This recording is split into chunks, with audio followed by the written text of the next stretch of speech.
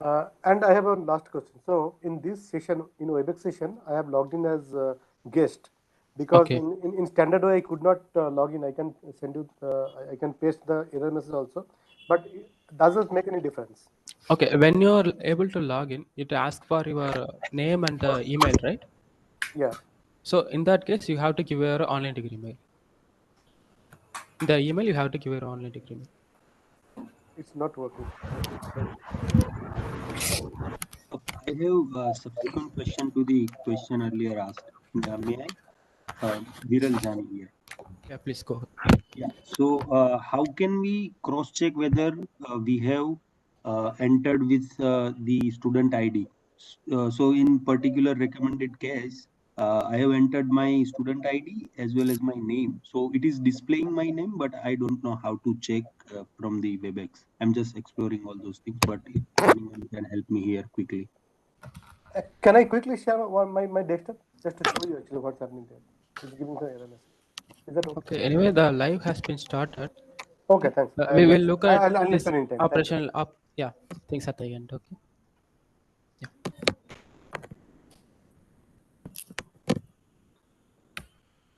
Yeah, I'll stop sharing the QR code now.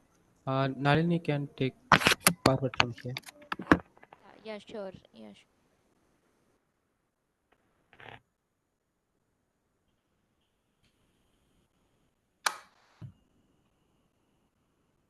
Yeah, my voice is clear, right? Is there any disturbance or something like that, or is it clear? It's okay. It is clear. Yeah, ma'am. Yeah, okay. So this is the third module of AC 900 course, that is management and governance. In this module, basically we will cover about the cost management, governance and compliance, resource deployment tools and monitoring tools. So coming to the cost management, so these are the things we will be seeing in the cost management. So the factors affecting the cost, what are the main factors that affects the cost? So basically it depends on resource type. The cost are resource specific. So if you use some virtual machine of some high configuration or something, it costs more. So the cost are resource specific. It depends on the resource which you use. So the usage, so in order to check the usage, there is a meter that tracks the usage, and the number of the meters associated with the resource depend on the resource type. So how many meters, it depends to track how many meters are tracking the resource type is depend on the resource type. So the other important factor is consumption. So because we will pay only for what we use, so that's why consumption is another biggest factor. And the third one is maintenance. So monitoring your Azure footprint and maintaining your environment can help you to identify and mitigate the cost that aren't necessary, such as shutting down underused virtual machines. So if you're not using any services, then but the thing is, like, if you shut down, then it will be like it will reduce cost to some extent. So it is necessary that you maintain the services properly. So maintenance is also another factor that contributes to the cost. And the other factors are geography. So the same resource type can cost different amounts depending on the geographic area. So geography has an impact on Azure cost. So the same resource type can cost different amounts in different areas. And network traffic, while some inbound data transfers are free, so the data which you put into the Azure is free. Some data which you transfer to the Azure is free, but the outbound, that means the data which you are sending out of the Azure, that will cost you. And the data that so the amount of data you send, that also what is an important factor for your cost. And subscription, the subscription which you take, also the type and the configuration of your subscription also impact the fact. For example, if you take the free trial, then it won't cost you anything for 12 months or something. Yeah, so it depends, the cost also depends on the subscription you take. So Azure Marketplace is a place that allows the customers to purchase and provision applications and services from hundreds of leading service providers. This is directly not from Azure. This is like uh, some some kind of like, it is not directly from Azure, but there is some Azure Marketplace where there is some third party that provides you this that provides. Azure Marketplace allows a customer to find, try, purchase, and provision applications and services from hundreds of leading service providers, which are all certified to run on Azure. So this is some third party which delivers you the Azure services. Like they will configure everything for you, and they are also certified to run on Azure. Okay. So actually these are like open source container platforms, virtual machines, and database images. So these are the service they will provide. Application build and development software, developer tools, and much more. Like there are much more things they will provide in Azure Marketplace. So how can you calculate the cost? That so there should be some estimate, no? You should estimate the cost that you are going to pay to Azure if you use those services. So the one such the calculator is pricing calculator. By using the pricing calculator, what you can do is like you can estimate the cost of the Azure resources you use. So the pricing calculator is a tool that helps you estimate the cost of Azure products. So that will give an estimate of that Azure product. So you have to enter the option, you have to configure in the pricing calculator the products which you are using and the basic configuration of the products. So that you should include, and the pricing calculator will give the amount of price estimates. It estimates the price that it will cost to you. So actually these are the basic configuration options that we should configure while we are configuring on the pricing calculator. These are the options. We have to specify the region tier, like access tier. Yesterday we have seen, like for storage there are many tiers. Yeah, hot and cold something also. Yeah, that's also we have to give.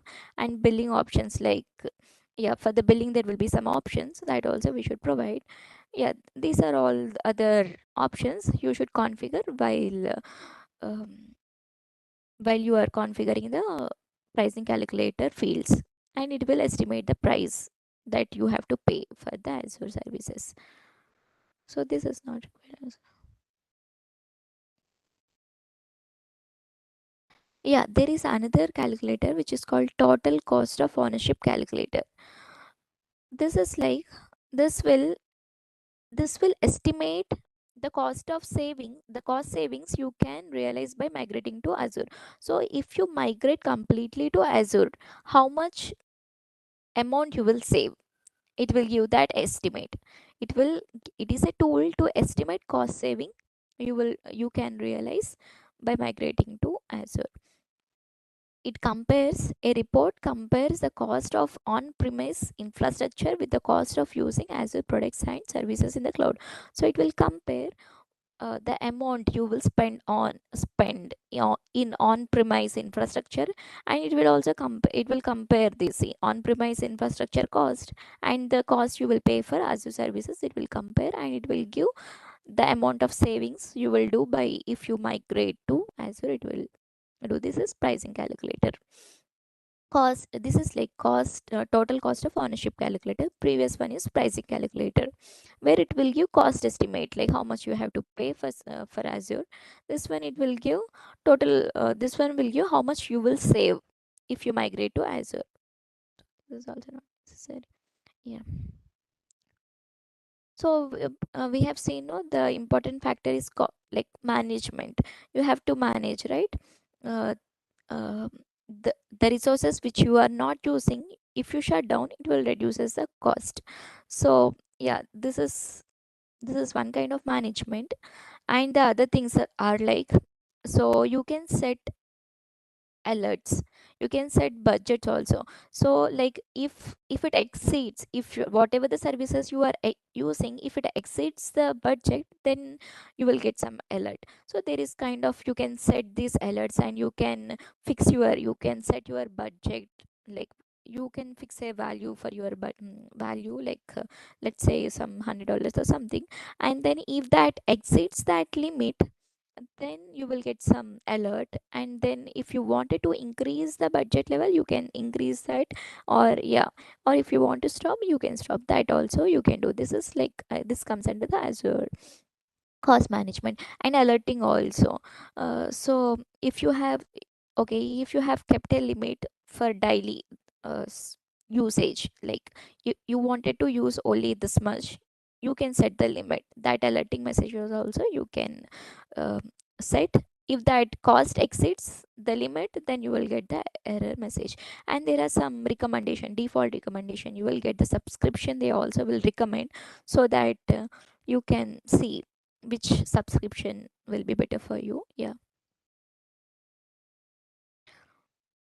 And how to organize your whatever the resources or everything, you can do that by using the tags. You can organize the resources by using this tags, because they will provide some metadata for your Azure resources. They will provide the some metadata, and you can what tag your resources. You can tag all the resources under some, okay, if the resources are using the same thing, you can tag them and using the same tag, so that you can do much organization of your resources by using this Azure tags. Logically it organizes the resources, and actually it contains some metadata about that Azure resource, and it will be useful also. If you see later, then it will be useful for you. It basically helps in your organizing, very useful for rolling up, building information. Yeah. And this is another thing, coming to the governance and compliance. So these are the things which we will be seeing here, the governance and compliance. Azure blueprints. So let's say you have first started with a subscription, and later you took another subscription, like one more subscription as well.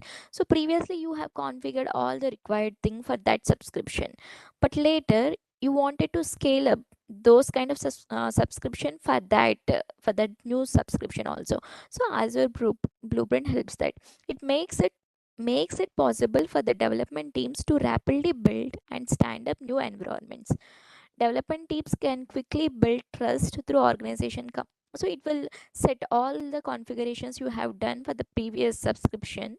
It will set automatically to the new components also, set new environment also, new subscriptions also. Yeah, these are the, yeah, development teams can quickly build trust through the organizational compliance, which is set with a set of built-in components such as networking, in order to speed up the development and delivery. These are some of the policies you will set up, like will be set up for in the Azure blueprints.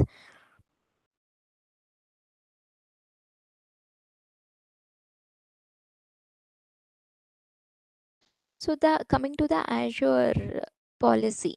So if you have taken a policy for a resource, then yeah, if you wanted to extend, if you wanted to what scale up that policy to the other resource also, you can do that. So Azure policy helps to enforce organizational standards and assess the compliance at scale. So provides governance and resource consistency with regulatory compliance, security, and cost and management. So it evaluates and identifies the Azure resource that do not comply with your policies. So you will set some policy.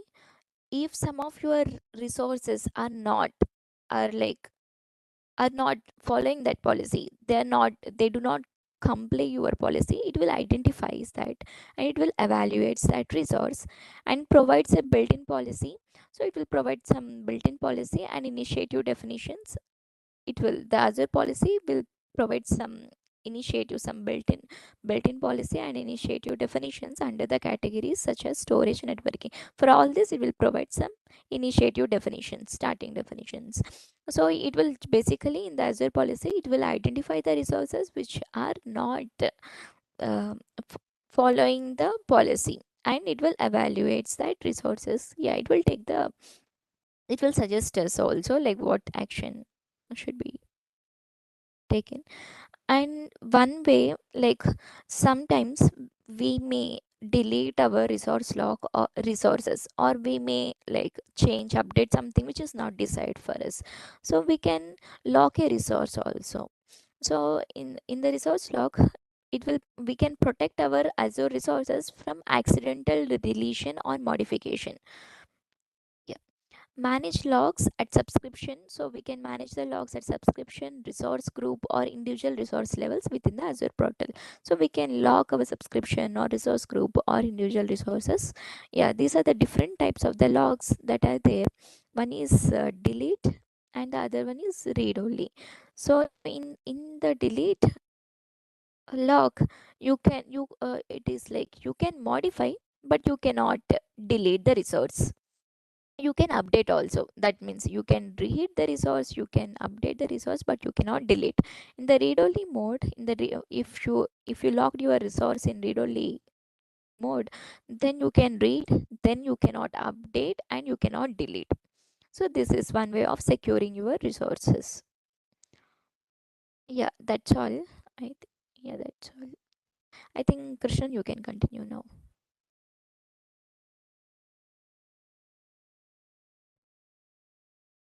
Okay, is there any questions there?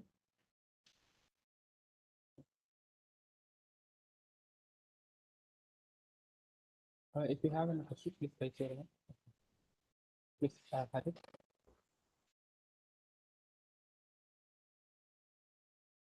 Harith, please go ahead. Hello, so can you hear me? Yes, yes. Yeah, so this is regarding the question regarding the cost management. Okay, so in the calculator, okay, so Okay. do we need to provide the particular component name or something to get the Yes, price? yes. Suppose, yeah, I have when I coming suppose for the Azure, okay, I'm not going to deploy only single element. I just want to establish my complete enterprise thing. Okay, Okay. when I say enterprise, it will be including the load balancer, gateway server, and the application servers, probably a couple of software also here. So is there Yes, provision? Okay, so I can have a fixed template. Okay, fixed as per my yes, yes. requirement. I can Actually, have the yeah, fixed it's a template. yes, yes. We will be going through the demo. Actually, we will be using the two calculator as well, pricing calculator and TCO calculator, total cost of ownership. And the important thing is most useful calculator for you is mostly the pricing calculator. The TCO calculator is for those who have the existing on-premises infrastructure and they want to move their infrastructure to the cloud. For them, it is useful. But for you, let's say we'll go through the demo. At the time, it will be much more clear how much exactly you have to spend over the year or over the month or like that. Sir, one more thing here. I was like when ma'am was showing about the cost estimation or cost optimization. Okay, so we pay as per our use. Okay, Yes. so is there provision in the Azure or cloud? Okay, so suppose my application is there. Okay, and working hours is 9 to 5. After working hours, I will be having very less crowd or very less traffic for the use. So do I need to still pay for that time where my users are not there online, they are not using it? Okay. Okay, there's no transaction happening real time. So does Azure provide only the per use? Okay, okay, per minute, or like, I mean, for 9 to 5 duration only, I supposed to provide Okay. this thing. Yeah, it is I'm sorry, okay. There my are two yeah. cases. Okay, I understand your point. Let's say you got a VM. Okay, you are using the VM for over the month, but within the VM you hosted everything and did all your project. Okay, in that case you won't be getting anything. But if you are using like a platform as a service, like a Azure has some platform as a service like a app store or like that. Okay, so that it is event driven. Okay, if you are experiencing peak traffic at the time, it will be metered and you will be have to uh, pay for what is the metered amount. It's But if it's nobody is using that, you don't need to pay that much. Also, if you want to make your VMR like to be like a start at this time and end at this time, you can put some constraints. It is customer. Is it clear? Yeah. Sorry? Yeah. It's a bit of theoretical. Theory wise is looks like okay Yeah. when we see the practical When we real get time into thing. the So yeah, when we get into the uh, Azure portal, and if you go around the things, it will be much clearer. and sir, one more thing here. Sorry, I taking time. So when you say the on premises Yeah. infrastructure and one is a cloud infrastructure, so they I think both are different terminology, right? When I say on premises, it is located at the customer side, client side, right? Yes. Infrastructure, I mean in-house, I mean you can say, yeah, Yes. Yes. in-house only. And when I say cloud, so in case of the banking domain, okay, where the data is very crucial and very confidential data, so where they don't release the data on the cloud platform, right? So how the cloud actually maintain the data flow from the local, I mean Okay. from premises to the cloud environment and to the users. Okay.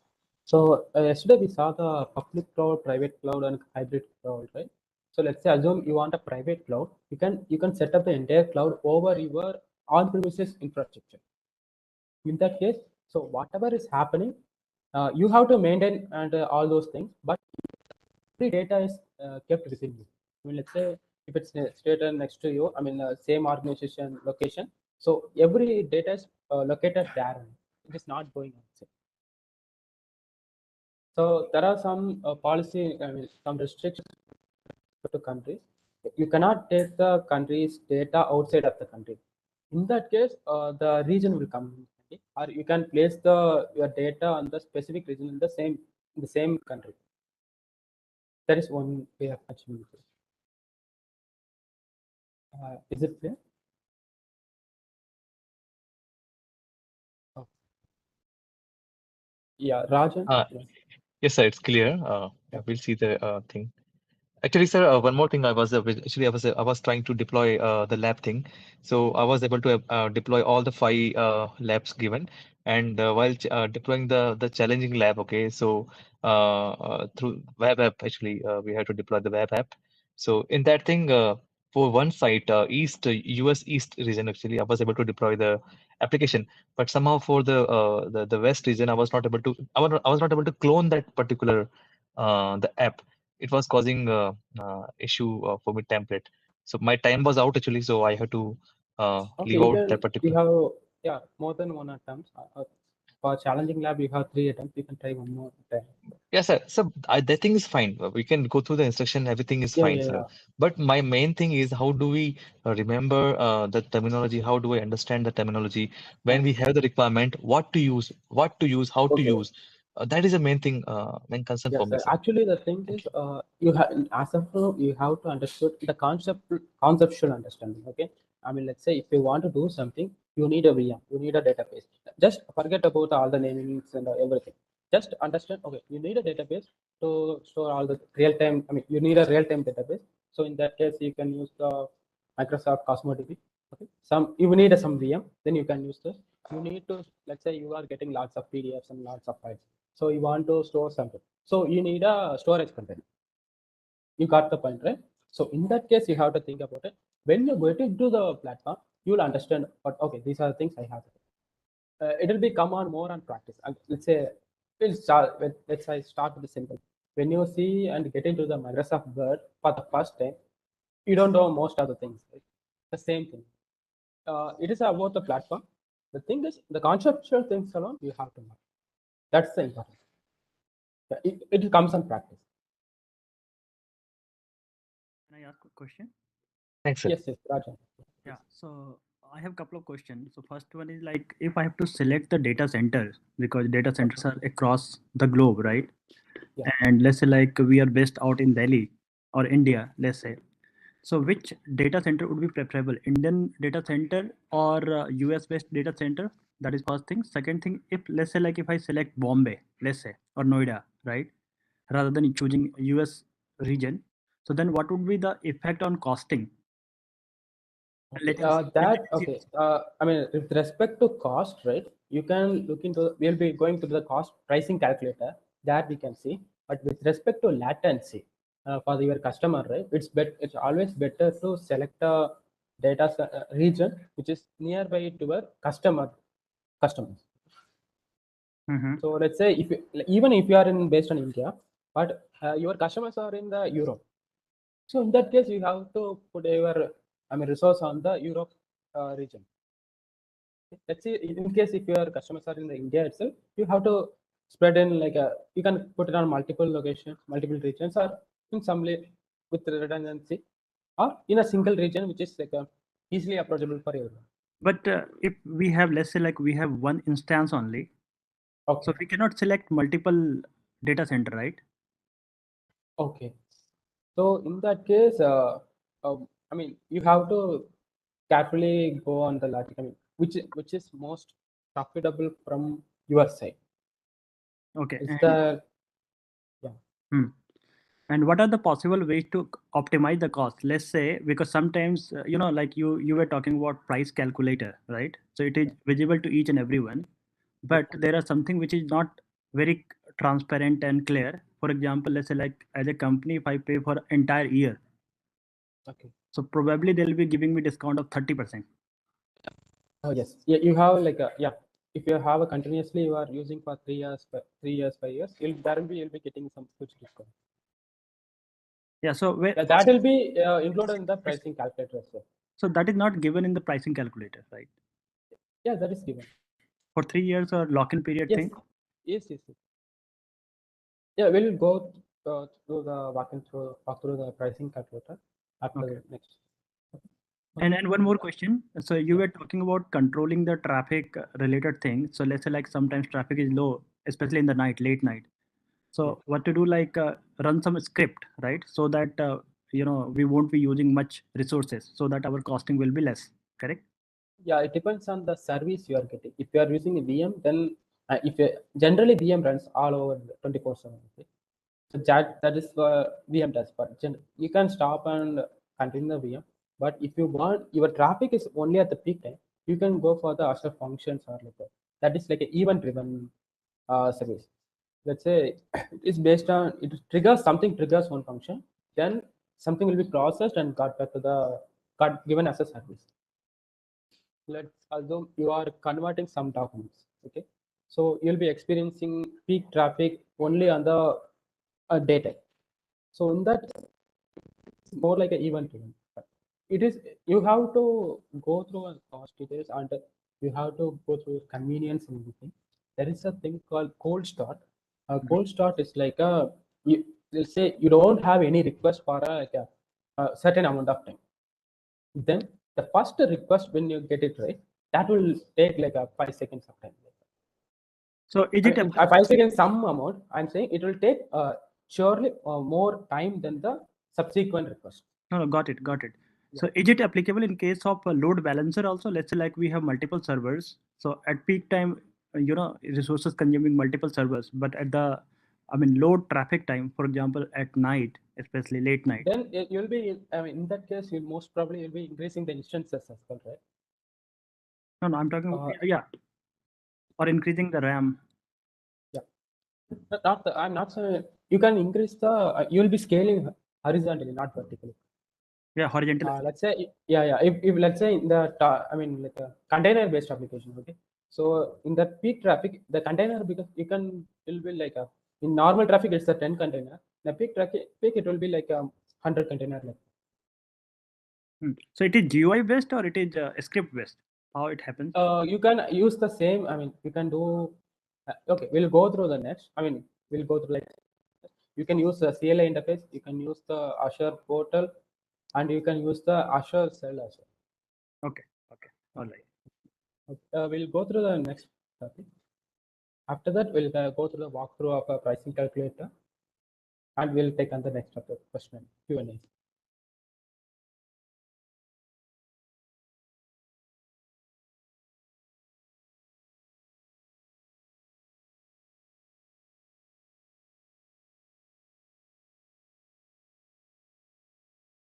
Is my visible? Yeah, yes, Krishna, it's visible. Okay. Okay. So now what we are going to do see is management and deployment tools. Okay, so here what you have, sir, right?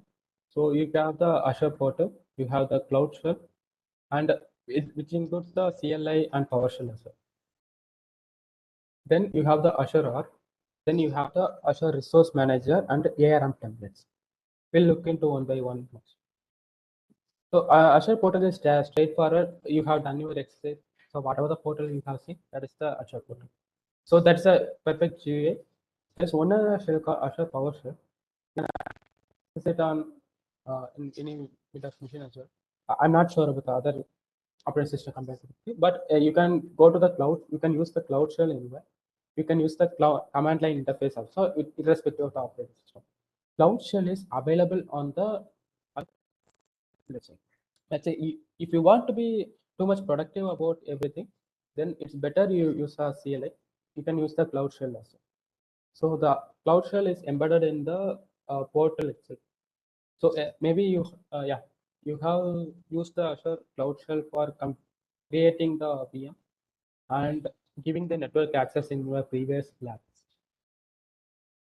Okay. Next one is the Azure Arc. Okay. What Azure Arc is? So far we have seen the how to manage the resources in the Azure environment. So what Azure Arc does is it extends the Azure management to on-premises and multi-cloud and edge type. On-premises and multi-cloud environment as well. So you can manage all your resources using the Azure Arc.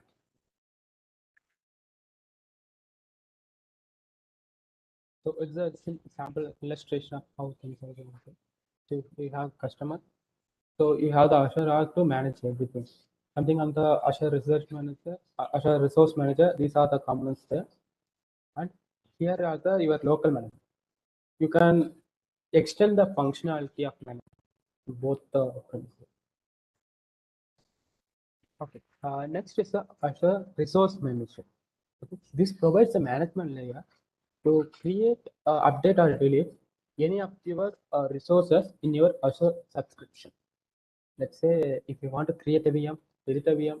Let's say you want to do some database, you want to create a database, all those things, web app, everything, right? You can do it with the Azure Resource Manager. So this is clear, right? You can access it via portal, PowerShell, CLI, all the kinds. So then it gives you access to the data store, and it creates and updates to the resources and the rest of the services. Okay. What we are going to see next is Azure Resource Manager templates. It is a JSON file. Okay. Let's say you want to deploy like 100 VM. So it's really tedious if you create one VM by each time by going through the form and create VM like that, right? So in that case, you can depend everything in the template in the JSON format, and you can create instantaneously all the services or all the resources you need. So it's a directly declarative syntax. Okay. It's a repeatable resource. The results will be the same whenever you run. So you can orchestrate the creation as well, which has to be done first and all those things. So you can modularize the file, and you have the validation. This comes under the infrastructure as a code. So it means, what does it mean is you are writing the you are specifying the infrastructure in a code format. Next, what we are going to see is Azure monitoring tools. So here we are going to see the Azure Advisor, Service Health, Azure Service Health, and Azure Monitor, which includes the log analytics, monitor alerts, and application insight. So Azure Advisor, what it does is it analyzes your deployed resource and give recommendations based on the analytics it requires. Based on the operation analytics. It will give recommendation for the reliability, security, performance, and operation excellence. Let's say you are having a VM. Okay, so it is ideal for like over 3 days. So there is a advice you can get that you can switch up and can stop the VM to reduce the cost. Also, our another advice would be like you can reduce the scale, I mean size of the VM to do the same thing. At least you want to keep it ideal, right? In that case, you can do that. So next is the service health. So what Azure Service Health tells you is it keep you informed about all the status, I mean Azure status, service status, and the specific resource status that will impact you.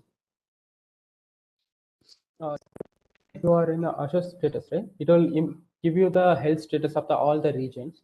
It will not give you the, it will give you the, let's say if you deployed your services in the India, right? Okay, in the Indian region.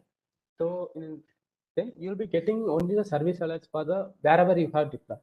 You won't be getting any other service which is outside of your scope. Same in service health, you can get the okay.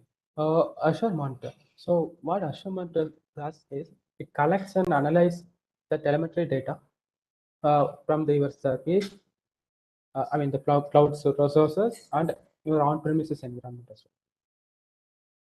So you will get application insights, how much it's cost used, how many, like if it's a database, you will get how many reads and writes and everything. You will get the log analytics.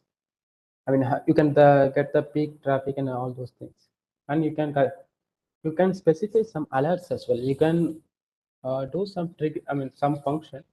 If this action happens, you can trigger a mail or something. You can alert, set up an alert. All those things, automations can be done in Azure Monitor. And you have a customized dashboard as well. So this is a module 3 review. So we have seen the cost management. We have seen the governance and compliance, which is using the policy. We've seen the resource deployment tools. We have seen the monitoring tools. Okay. With respect to governance and compliance, I want to say one more thing. How it works is, if you, let's say, your organization figured out that they are recruiting many people from multiple disciplines, then they figure it out like they are getting their, I mean, they are productive when if they recruit from a cross-disciplinary candidates. Okay, then they made as a policy for this posting, we cross-disciplinary candidate of settings of, okay, certain in some certain large. So this is a policy that has to be followed everywhere in the organization. Okay, so similarly, you can set up a policy with respect to the Azure cloud. I mean, Azure cloud. So each and resource or the management group has to follow the certain constraints or certain policies. So in that case, so even though you are managing across the globe, always you can keep the standard. That is why it's called governance and compliance. So your policy will make the resource and whatever is created, service is created, compliance to your needs, I mean your standards, and you will be governing all those things as well. Next we'll be seeing the Azure pricing calculator.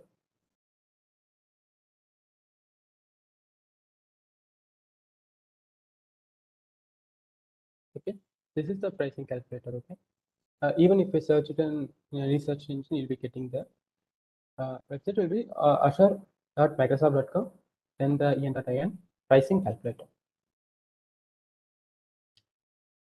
So now I came up with the idea.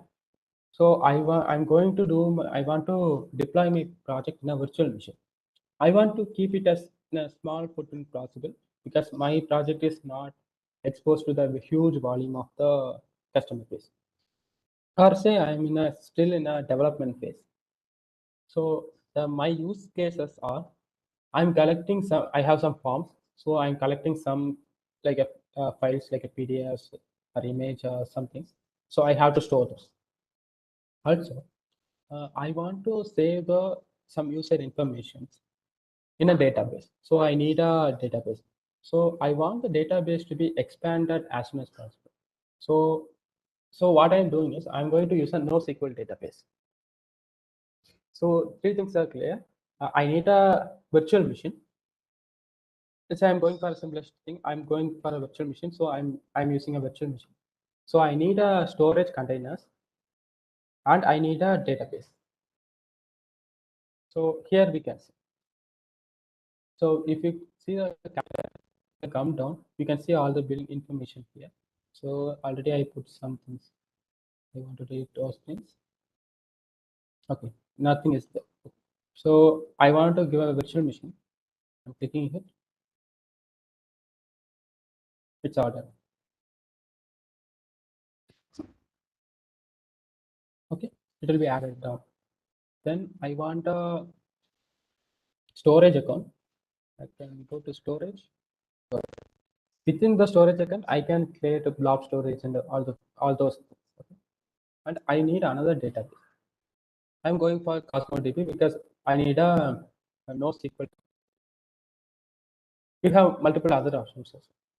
So okay, so you can see immediately you see like a monthly I have to pay like $150. Okay, we'll say the change the currency as well. We go down and change the currency to whatever currency we need. So you can see immediately it's 12,000 per month or like that. So before that, we have to see the region I'm going to deploy this. So let's say my clients or customers are in India. So I'm going to place it in Central India. So in that case, I'm going to use a Linux machine. So if you are using machine, you have to pay for the operating system as well. Okay, you'll be getting the Windows license, so you have to pay for that. If it's a Linux, you don't need to. You won't be paying for the operating system. So I'm going with a Ubuntu. The tier will be I'm going for a standard tier. So here I can select the category of for my name, or I can select the here as well, directly the instance. So I'm going for the lowest possible. So I'm going for B1S. So it is a 1 core, 1 GB of RAM, 4 GB of. So my running hours will be 730 hours. So I'm going to make a plan that I can reserve this VM for 3 years. Then my cost will come to 245 rupees only. Okay, this is only the cost of the VM. We haven't gone through the next thing. So this is only for the VM cost. Then within the VM, I need some extra disk as well. So I'm going for standard HDD. So I need like a 100. I need we have set of disk. So I'm going for a 12 GB. Then accordingly you'll be getting the prices. If you are going to reduce the disk size, you can do it. And if you want a snapshot of the VM, then that will be how to pay for it. I mean, what is the redundancy you want? You want the locally redundant or zone redundant? It's up to your choice. So what will be the size of your snapshot? Let's say, and it's like a 50 GB. I mean, I'm simply giving some values just to give you some idea. Okay. So storage transaction. So I'm not going to worry about it. It's a very lesser amount. So bandwidth will be, I'm not going to do any inter-region. So it will be internet egress. Internet egress is just from your VM to outside of the client. It will be routed through the public internet. So that will be like roughly around 50 GB. So my monthly cost for the VM is coming around 587. It's always based on your needs. So next, I'm going for a storage account. Here, I'm choosing a standard tier. Okay. Then I'm going for the blob storage. Here also I'm placing the same region should be on the central India. So I'm going for a hot tier storage. Yeah, even in this, so whatever I say, so I have to retrieve some information and give back to the client. So I'm going for hot tier storage. So I'm using a zone redundant structure. Okay. This is not possible with respect to this region. So let's say I'm going for LRS. So my capacity is 1 TB. So I'm using the pay as you go model for the block storage. Okay. I'm not reserving anything. So you can I can give some values to the how many write operation I'll be doing. Here it's like a 1 lakh operations. You can see the how for 10,000 operation. This is the cost you have to pay. It's roughly around 4.5 rupees. Simply, you have just see.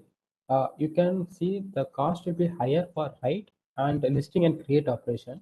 But when you do a read operation, it costs like a 10 times lower. So in that case, it's much used based on the whichever the operation I am doing. Say I'm going to read the database and get back and read the files and get back to the give back to the my customers or clients. Then it's much more affordable for me. So I'm retrieving around 1 TB of data, and data rate is around 1 TB. So now you can see that my storage account cost like 1,700. Next, I'm going for the Cosmos DB. I'm going for the standard provision. Everything has to be manually done by me. I'm going for single region. So I'm also going for pay as you go. So the region would be, again, I'm keeping everything in central India. You can see the based on the region, the cost also. If I keep it in some central US, it will be much little cheaper.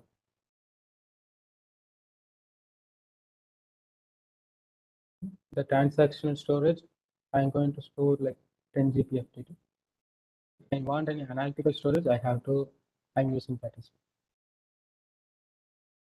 So I'm going to take at least 5. I want to keep 5 backup copies. I have a dedicated gateway if I want to give. So it's all about extra things, okay? So I'm giving some dedicated gateway. So in that case, it also costs. Let's say if I want to remove it, I can remove it. And others and the supports and the other things with it. So if you do entire thing, I mean based on exactly. So my monthly cost of managing the service is around 5,000. So I gave some extra things as well, but it's totally based on what is your need. Anyway, you can ask it in doubt if you want in the in between as well.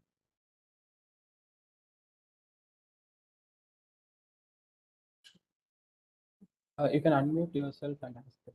Yeah, I have one question. So there is a field for bandwidth. Yes. So how do you estimate the bandwidth, because you don't know like how much traffic will be there over your website or your application? It's just an estimation, right? Yeah. I mean, So based how on will you our calculate I the mean, bandwidth? yeah, just an estimation. I mean, some of them are fixed quantities, some of them are variable quantities. Let's say it seems to be I happen to write like a lot of write operation involved in that month, right? I have to pay like a huge amount. I mean, for the write operation, that will contribute more. It's just an estimation, so it will vary. You can see the operational data transfer. These will be always vary. No, These no, I operational understood that. I understood that that is kind of, hypothetical Yeah. number which you are expecting. Yeah. But my question is, let's say like if you have to calculate the bandwidth of your website or traffic. Yeah. So how will you calculate? Is there any tool to calculate, or how to estimate actually? Yeah. Okay, if you are using the infrastructure, right, Azure infrastructure, you are able to calculate your bandwidth and how much you have consumed. It will be everything is metered. Let's say you can put it for trial for your first month. Okay, based on your so far your analytics will be getting on the first month. You can you can give a better estimation for the next month as well. Okay. Okay. So after It's using a it, mostly a history data. Yeah, if you are doing something for a first time, it will be, you don't have any history, you have to go on the cloud. Okay. So if you have some experience over it, you have the similar things in your on-premises okay, we have some on-premise infrastructure, the bandwidth is almost the same. Okay. So I'm not saying exactly same. Let's say if it's situated in the India, it's almost the same. Okay. So And based on your history data, you will be giving some better estimate. got it. Like you are saying, like after using only based on the history data, you can decide. Yes. I mean, so far you'll get some approximate amount. Okay, this is the estimation. Okay, this is the idea. That is what you'll be getting on the price. Okay. And one more thing, there is a saving option which is in front of us. Yes. So if I go for this, selecting 1 year or 3 year, so is it? It will, Yeah. So is it kind of contract? Let's say like if I discontinue the service within 1 year, however, like I had selected for 1 year. So what will happen? It is kind of breach of contract or what? okay, that I'm not exactly sure. I think you have to read the conditions and I mean terms and conditions. I think this thing I'm not totally sure. Okay. But you will be paying monthly only. No, That got is it. sure. Got Yeah, yeah. It's not a total upfront cost. it. You are Here- committing for 1 year or 3 years. So Yes, that's why yes. I said. Yes. Okay. And one more thing. So let's say when you are selecting this option, saving option, because there are so many components here in terms of resources, for example, IP address or firewall or virtual machine or database, etc. Yeah. So I You mean, can give all the, you can select the relevant components here itself. Load balancing, application gateway. So if you are using DNS, you can give, you have all the, let's say you have a load balancer or something. no, so what I was asking, so let's say like I am sure about certain resources which will be using for next 1 year, Okay. but not very sure about other resources. For example, IP address, static IP address, let's say. Okay. So what about this commitment? Okay. Okay. So, The static IP address commitment is fixed cost. Okay. If you know the, I mean, keeping the static IP for some certain period of time, right? That is almost the fixed cost. So that you can estimate over the time. no, If no, no. you What I'm, don't know no, no. exactly, My question is not about estimating. My question is about bundling. So you are taking multiple resources, yeah, and you are selecting the saving options. yeah. So is it possible to create, two different bucket where like in one bucket I'm certain about certain services which I'll be committing for next 1 year, Okay. but for the Yeah, next, you can. is it Yes. possible? Yes. You'll be having a different subscriptions. You can take different subscriptions. You can, based on that, you can do all those things. Yeah, you can always split it according to your need. Okay. And one more question. Don't you think like because every resources has certain cost, right? Yes. Yes. And all the resources are separate, they are not coming in a bundle. Yes. You have to select one by one whatever you need. So don't you think like it becomes very costly? Okay. I'll give you an idea. Okay. Let's say I have all the storage account and all those things, right? I can host my database in the VM itself. Let's say I'm placing everything in my VM. Okay. In the simplest case. Okay. I'm hosting my like a SQLite database. I'm going for really low. Okay. It's not like too much peak traffic. So I'm going for everything in a place. I'm paying only for. I mean, it depends on your need. Okay. So let's say so at the end I'll be paying only for the VM. So it will cost around all the. I mean, even if I discard all those things, it will come around like around 400 only for the VM.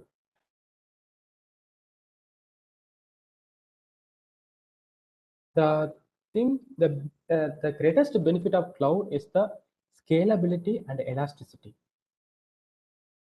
The difference between the scalability and elasticity is you can scale from 10 to 100 immediately. So and simply you can simply provision more VM and you can do all those things, or even go for the instant kind of method. Or elasticity, the difference is uh, within the 5 minutes your load become 10 to 10,000. That is called elasticity. I mean, if we are in an on-premises infrastructure, if you don't have the enough infrastructure to handle that traffic, it is not possible. But if you are using cloud, that is the greatest advantage you can get. No, that is fine. But if I compare with other cloud service company, for example, DigitalOcean versus Azure, Okay. then Azure is Yeah, there is always will be a. I mean, you can decide on your own.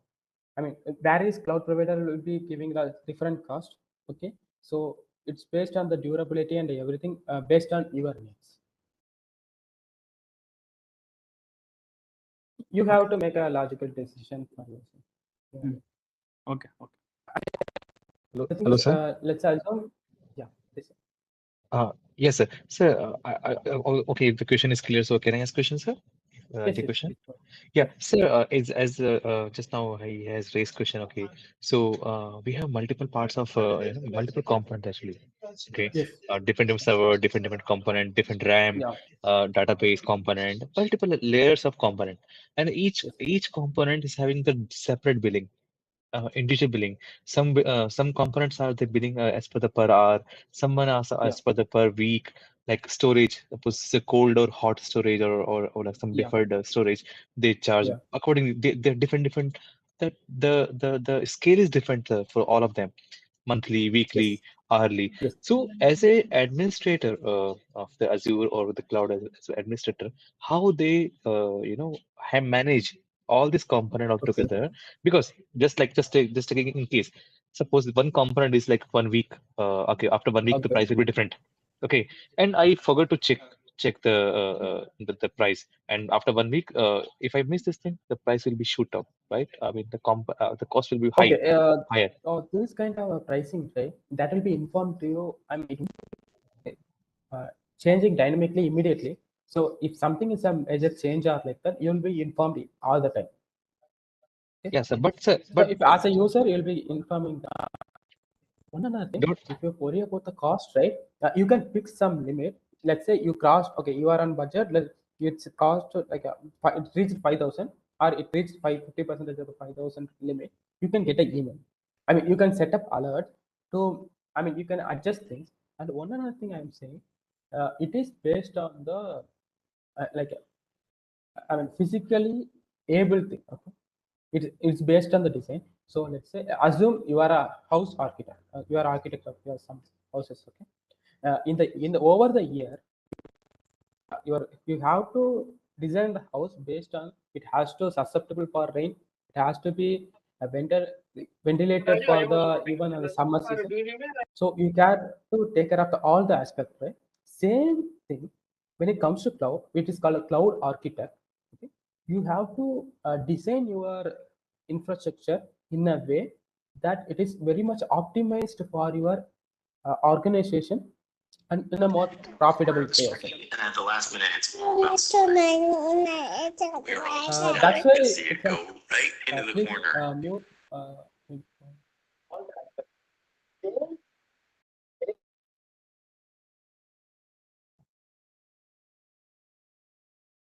You get the Yes, thing, sir. okay? Yeah, Yeah, I mean it's I let's say assume okay. Let's say you are getting frequently accessed over the time that will let's say assume let's say you are running a simple magazine paper, newspaper kind of thing within your local region. But when you store your hot air on the today's news, yesterday news, or like a last 3 days of news, nobody is going to see the news which is there in the 1 month ago or 1 year ago. I mean, it's a rat case, right? So in that case, you can move the things around. You can move your hard storage to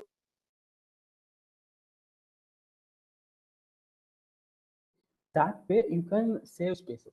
In that way, uh, you have you'll be saving the. I mean, it will be profitable for yourself, saving the space, and in the So will be your money. will they be say when you say like when depend on the uses, we transfer your storage from the hot storage to cold storage, right?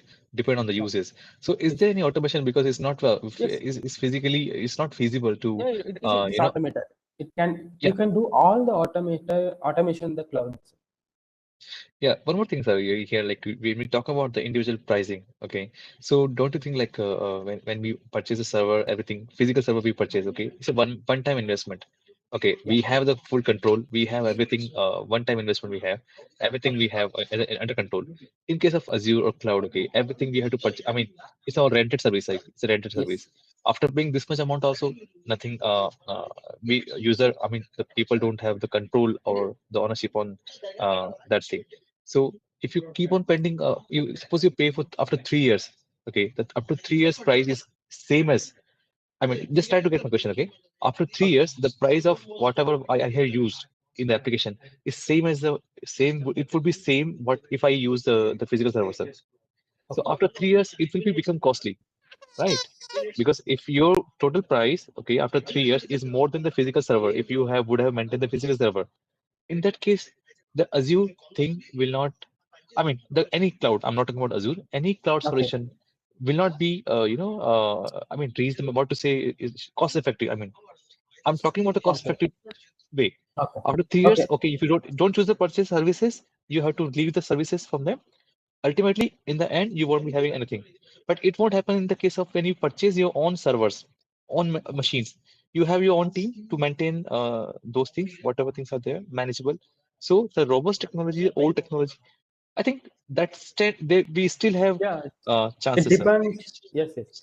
Actually, it depends on your need. That's what I'm saying. Let's say you want something like you can keep, I mean, you can deploy all the stuff locally within your, I mean, even in your home. Okay, in that case, you can deploy all your application in a smaller scale. Let's say you are experiencing peak traffic, you can configure the same similar thing in the Azure or some cloud environment. Okay, then during the peak traffic, you can use the cloud. You can use the hybrid. I understand your point, but it is based on the your need. If you want scalability, I mean, let's say within 3 days, your scale, I mean, your customer base went for like a 20-fold. So in that case, it is not able to handle the peak that much traffic, right? I mean, cloud will be most beneficial, but what you are saying is correct. I mean, if it's in a long run, if you are it based on your deployment and also the customer experiences. If the customer is experiencing like in a peak traffic, if the customers are experiencing like a 5 seconds delay, generally nobody prefers it. I'm not saying not against or anything. So you can decide on your own for your own needs. Of course, there is some trade-off is there. Yeah. Okay, sir. Yeah. Thank you. Yeah, but the only thing, if you are a developer, you don't need to worry about maintaining all the infrastructure. Cloud is the easiest way. That I agree. I mean, you don't. Let's say if you are in an on-premises infrastructure, you have to you get the work. Have to you have to pay people. You have to there should be a maintenance thing. If something is down, your services getting defect. I mean, affected, right? That impact is, I mean, that durability, reliability, all those things will be the biggest plus in cloud because the cloud provider is taking care of the all the infrastructure. That's the thing, but it's on your need. Yeah. Thank you, sir.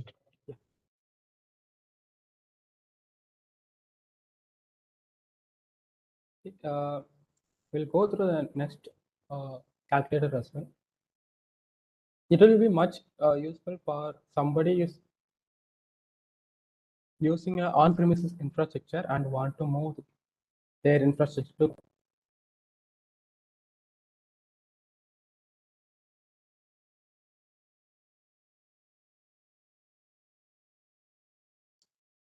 just like you have to give I mean, you need a lot of data to give to get a correct value. I'm simply giving a I mean, sample value here.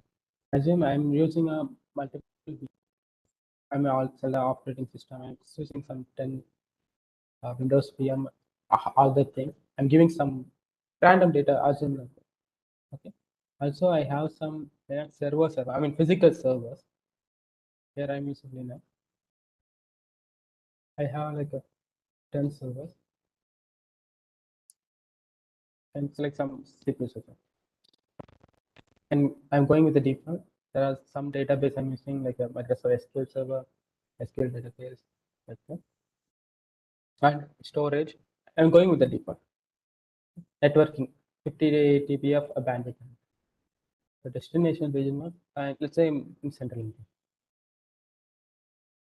Okay. Here are the another thing you have to see, all the coverage and if you want geo redundant storage, these are the extra things when it comes to a cloud I'm be doing.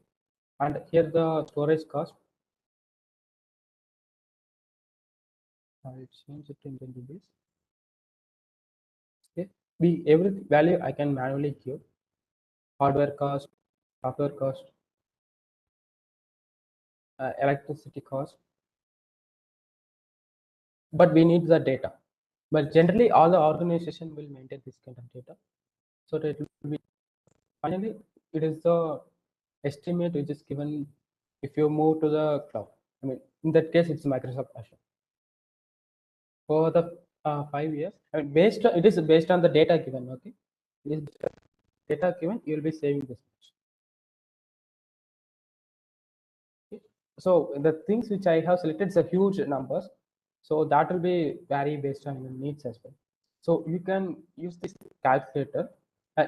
Just before you have said, right, just analyze, go through some, collect some, how much you are spending on electricity and all those labors and everything, and you can use this calculator to get estimate the how much you will be saving, or how much, what is the difference cost if you move to a cloud.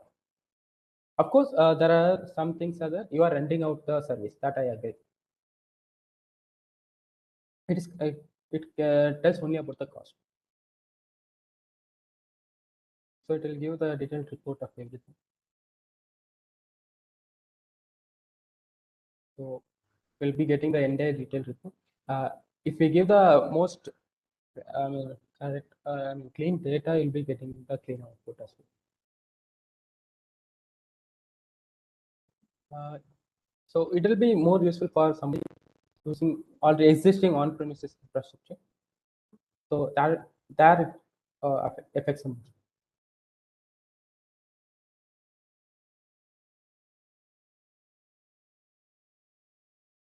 Okay.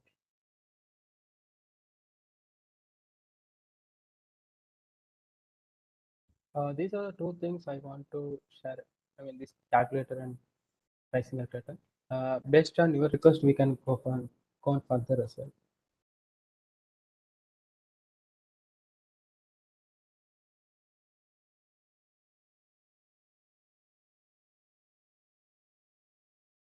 Hello. Yes, Hello. please go ahead. Yeah. So let's say for first 6 months we are using the cloud service, and then we decided to stop the service. So even if we stop the service, how long will be the data will be kept in the cloud service? Will it Okay. be Yeah. available after 1 month, or is there any threshold for that? No, if you're stopping your entire service, right, then you won't be getting. I mean, you can get your data before that.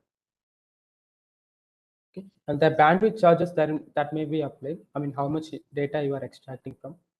Okay, so get the data before you are stopping the service. Once we stop the service, then it won't be available anymore, right? Yeah, that thing I'm not totally sure. I mean, in that case, even you can consult with the respective cloud provider as well. I mean, in the organization, you can consult with a provider as well. In that case, in a worst case, you have to stop it, and you can get back your data. All those things, that is possible as well. Okay, I All mean, the there are data from some the cost cloud involved. service. Yeah, there may be some cost involved. We have seen the Azure data box, right? That is one way you can get your entire data in a physical form, in a physical hard drives. Let's say your research area, you have done some research in a cloud, then you are moving to some remote area. Let's say yeah, you are doing some research in Arctic or Antarctic. You need some biggest machine. In that case, you can move your entire cloud data in a physical form to your on-premises database, on-premises infrastructure as well. But it is possible you can collect all the data.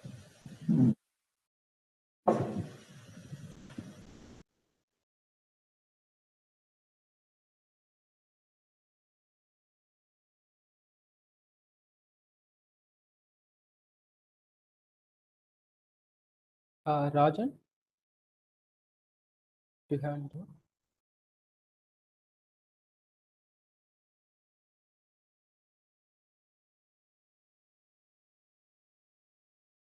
Yes, Aman.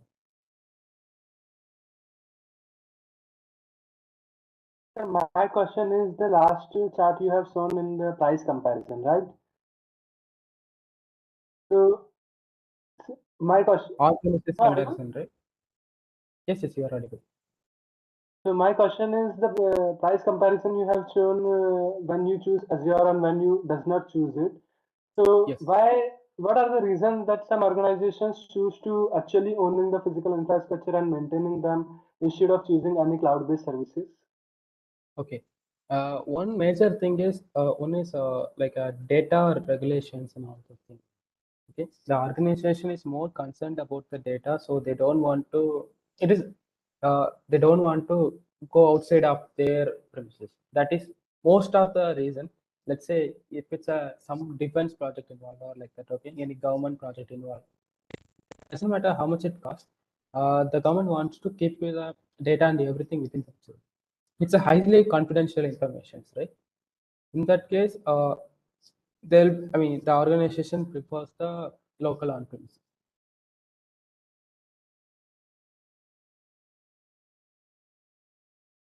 Thank you, sir. Yeah.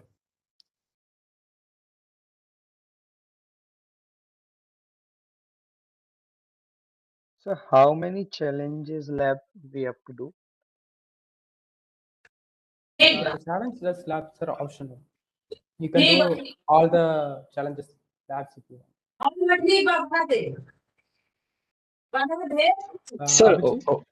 so for virtual machines, okay. So suppose we got a requirement. I'm sorry, somebody is speaking. Hari,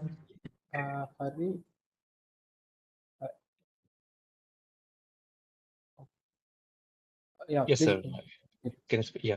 So, see, my requirement is like I need to deploy suppose 10 virtual machines, okay, on the Azure cloud. Okay. So that will be used as SaaS or like the PaaS, first of all. It's the This is what IaaS, infrastructure I as a IaaS, okay, fine. So out of 10 VM, I'm using only five. The only the five VM I'm using right now, and five are not in use. But though I had deployed on the Azure, but I'm using currently five. So do I need to pay for the remaining five also, which is not being yes, used? if it's a VM, you have to pay. But in that case, right, you can use the Kubernetes cluster. You have to dockerize your application and put it into a Kubernetes cluster to access. You can say minimum 2 instances should be available all the time. You can give some conditions with it, okay. So Okay. and Okay. at max you can give the maximum instance as well. So it will Maximum instance. yeah. I mean, if the traffic goes down, right, the resource will get automatically removed. You won't be metered for it. Okay. But It, if it, I it don't depends use on the if service you are choosing. if I don't use a cluster, as you say, or Kubernetes, I don't use Kubernetes, those things. So for the remaining five, which is not being used, so I think I have to pay because still they require some kind of storage, right? I mean, if they want, right? If they require some storage, so still I need to pay for that storage, I believe so. Yeah, it based on. I mean, yeah, if it's a VM, you have to pay because that resource is dedicated for you, right? It is not a shared resource. So that in that case, you have to pay. But when it comes to Kubernetes, when you need something, it is a collectively shared resource. You'll be using that. So, but you have to pay. I mean, if you are using a storage device, you have to pay. But the storage came very cheaper nowadays. I mean, compared to like decades ago, it's much cheaper. No. I'm not talking about the cheap or costly. I'm just Yeah, talking about when I'm not using, do I need to you pay? have to pay. That's Yes, what. yes, you have to pay, Yeah. and you can manage your storage accordingly. That's what I'm saying. Right? Hot, cold, and arcade storage. In that case, if you are choosing an arcade storage, it will be much easier. I mean, the cost will be low, but you'll be paying some amount. That will be the lesser amount. That's all. Then that is Okay. the thing you have to do whenever say a cloud architect, right? You have to manage all the things. Yes, sir. That's what Yeah, and actually at the we at want the to same implement. time, you have to give the maximum possible quality of service to your customers as well. Correct, sir. The Correct. most reason, even though many many of them are going for a cloud because of the quality of service provided to the customers. Yeah, because like it depends. Okay, what kind of service? I mean, not service. I'm saying what kind of the plan. Okay, deployment plan you suggest to customer. Okay, that should be the cost effective also and the performance effective as well. Okay, so in case just I realize okay my plan was not okay what plan I have purchased right now. So it needs some kind of alteration. I mean, some amendments it requires. Maybe this plan is not effective. Can I Sure, you change the can. plan? Yes, yes. I mean, these kind of things, right? When you work on any, go to any organization, you will be seeing. You can immediately contact the support of the providers, right? It is very very common in all the industries. Okay, you can contact the support person, respective person. You can, I mean, you can get a deal. Okay. Okay. Yeah. Thank you, sir. Yeah, we need to learn some techniques actually to Yes, yes, yes. choose the correct resources, correct platform, so we can suggest to I customer. mean, And yeah. yeah, in the current trend, right, the cloud architect is one of the highest paid professions within the in IT industry, right?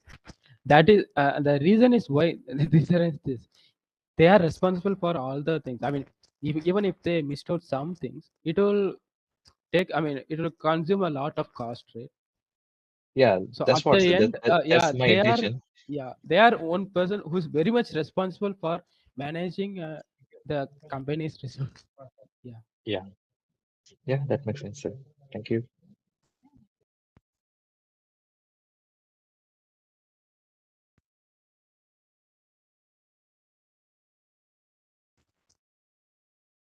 Others.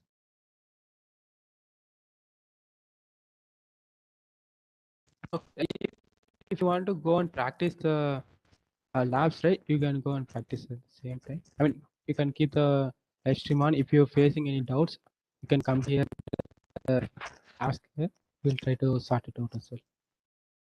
Sir, you just help me to understand deployment centers and few terms were there. I'm not able to understand. But like how to deploy the web application. Okay. So Okay, deploying the web applications, right? yeah.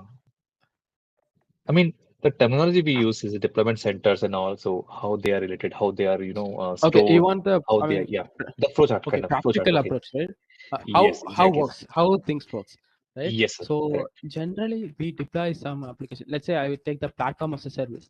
Okay. If it's a VM, it is straightforward. Let's say whatever you are doing in your VM, right? You can do it in your own laptop.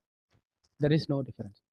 Only the responsible person managing all those things. I mean, the physical infrastructure is different. Okay, so now I'm not going to take the VMS example because it is straightforward. If you boot up a Linux server and show some HTML files as in, I mean, respective, you will place Apache server or Nginx server. You put all the files, then it becomes a server. You will be connected to the internet. Okay? I mean, you can work around multiple things, but now I take the platform as a service. Why? Because that is the most concerning. I mean, most crucial thing about more relevant to cloud computing. The thing is, how it works is you'll be dockerizing I mean, containerizing your I mean, let's say your project folder or like that. Containerization is just like a container is just like a virtual machine, but it's very much lightweight. It uses the system kernel. I'm throwing lots of technical words here. Simply, it uses your system's I mean, base things. Okay, base layer. Let's say it is let's assume the base layer of your system is a kernel that is responsible for the operation and all those things. The dog and the containers use the same thing, so that's why it's very much lightweight. You've seen that if you open a virtual machine, right, it will take like at least 10 seconds or like that approximately. Irrespective of the operating system, it takes some time, right? But when you start a containerized application, it hardly takes a second. Also, it's a very much lightweight. You won't be giving all the packages there. You will be giving only the required amount of packages in the containerized application. So it will be at the end, it will be like a simply a file. Assume the simplest possible way, it is a zipped file. Okay, for your understanding. So in the, let's assume it's like a zipped file. So you in a certain structured way. So what does it do is, it gets every time it get unzipped and deployed on a certain instance, multiple instances. In a virtual machine, let's say if your load is coming like you are getting 100 requests at a single second, your single VM will handle all the requests. But when it comes to this performance service in a Kubernetes cluster or like that, your load is distributed with multiple containers. So you can easily scale up things horizontally. But when it comes to VM, you have to scale it only on the vertical way. That in the simplest sense, it's just like a zipped version of your project folder. It gets deployed on multiple occurrences. That's how mostly the platform as a service works. So it's easy for the provider to immediately scale things up based on the traffic. Does it clear your doubt? Yeah, little bit, sir. I need to. Okay. Yeah. Even no. Con- Just go to some. Go to the search engines and YouTube and search for like the virtual machines, right? You understand the virtual yeah, machine yeah, yeah, concept entirely. yeah. Search for So, but virtual okay, machines okay. versus containers. Okay. Yeah, You have a container. lot Yeah. of good explanations as well. There are some visual explanations which will help you understand a lot. So I How was it able is. to deploy. I was able to deploy two services actually, two app services. Okay, one for the East Okay. US and one for the West US. The West Okay. US was the clone of the East US region actually. But actually, I was not able to run the application.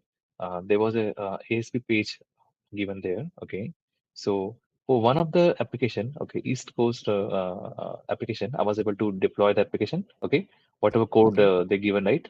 So I was able to bring up the application. I was able to see the whatever page they have given there. I can see, but I was not able to deploy the same thing for the West Coast application. The clone application. So it was uh, I mean, so sir, the load balancer we use it. The purpose of using creating two application means like to test the load balancer, right? So when the load is high, it will go to the other application, isn't it?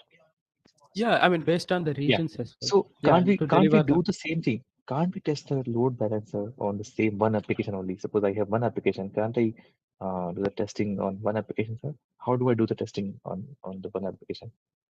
If I have only one application, Okay. One application and one load balancer. no, load balancer will be one only, sir. Okay. Okay.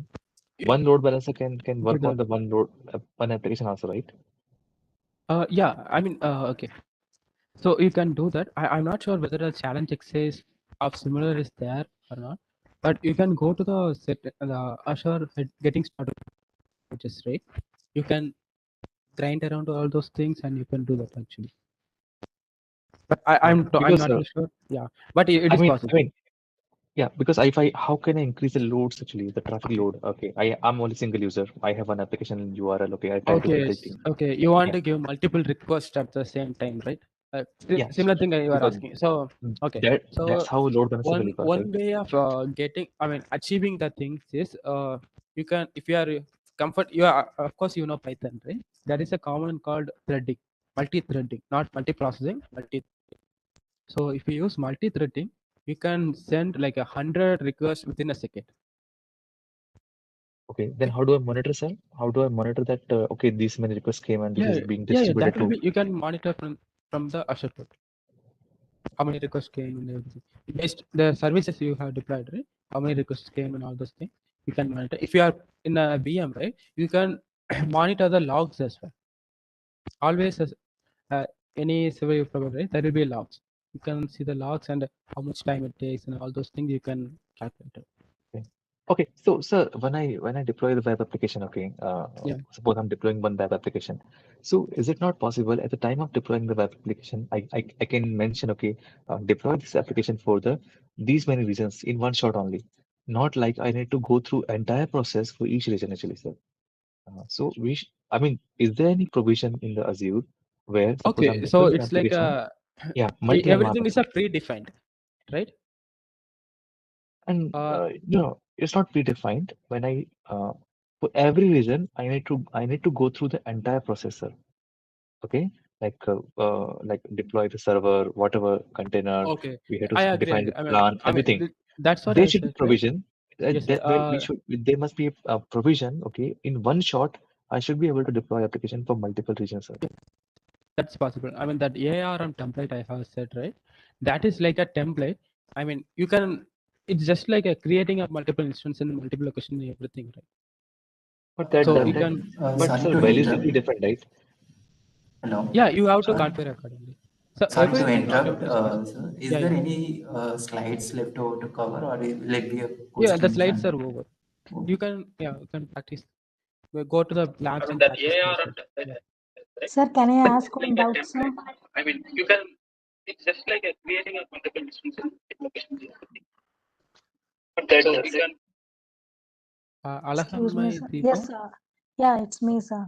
Actually, when Okay. I try to open the assignments using the key, sir, it shows me only DP 900 assignments, not Okay. AZ Okay, 900 I think assignments. you have used today's email training key, I think. You have to Okay, use the then yesterday's training key.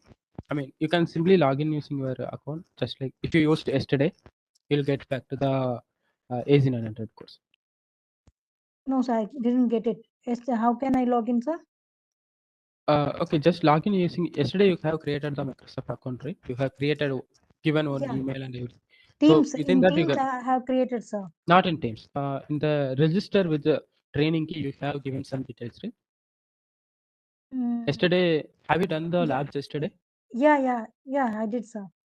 You followed some process, right? You can Yes. use the same training key and you can redirect to the that AZ900. Okay, sir, sure. Thank you, sir. Yeah, one another person was talking. I was not able to hear you. So I have a question in continuation to the lady just mentioned, the girl just mentioned. So where can I find the today's key? Because I haven't received any email for today. I completed yesterday's all the 5 assignments, lab. Okay, I mean, check in your email and spam and everything, but it is sent. I mean, the DP900 for the tomorrow course, right? The training key for the tomorrow workshop has been sent in, I mean, like a couple of hours ago only. So even I did not receive, sir. I'm not sure. I haven't received. I checked. I haven't received I any also mail. didn't receive any training key on the email. Okay, okay, okay. So today Actually, in the sent. share Excuse me. the training keys, Excel files, doc. Yeah, Like, it is on the Excel file. Yeah, you have to yeah, but go if you through can your. share the link, it would be No, great for We my. we have the Excel file, but which is for the previous keys, right? The previous keys. no. The Today same you keys received applicable one to me? key. No. Today No. you Yeah, received a new yeah. training key That's for what, a sir. DP900. Yeah, That's what, tomorrow. sir. I haven't received. I haven't received any email as of now for this thing. For DP related thing. Can you share that new Excel files link?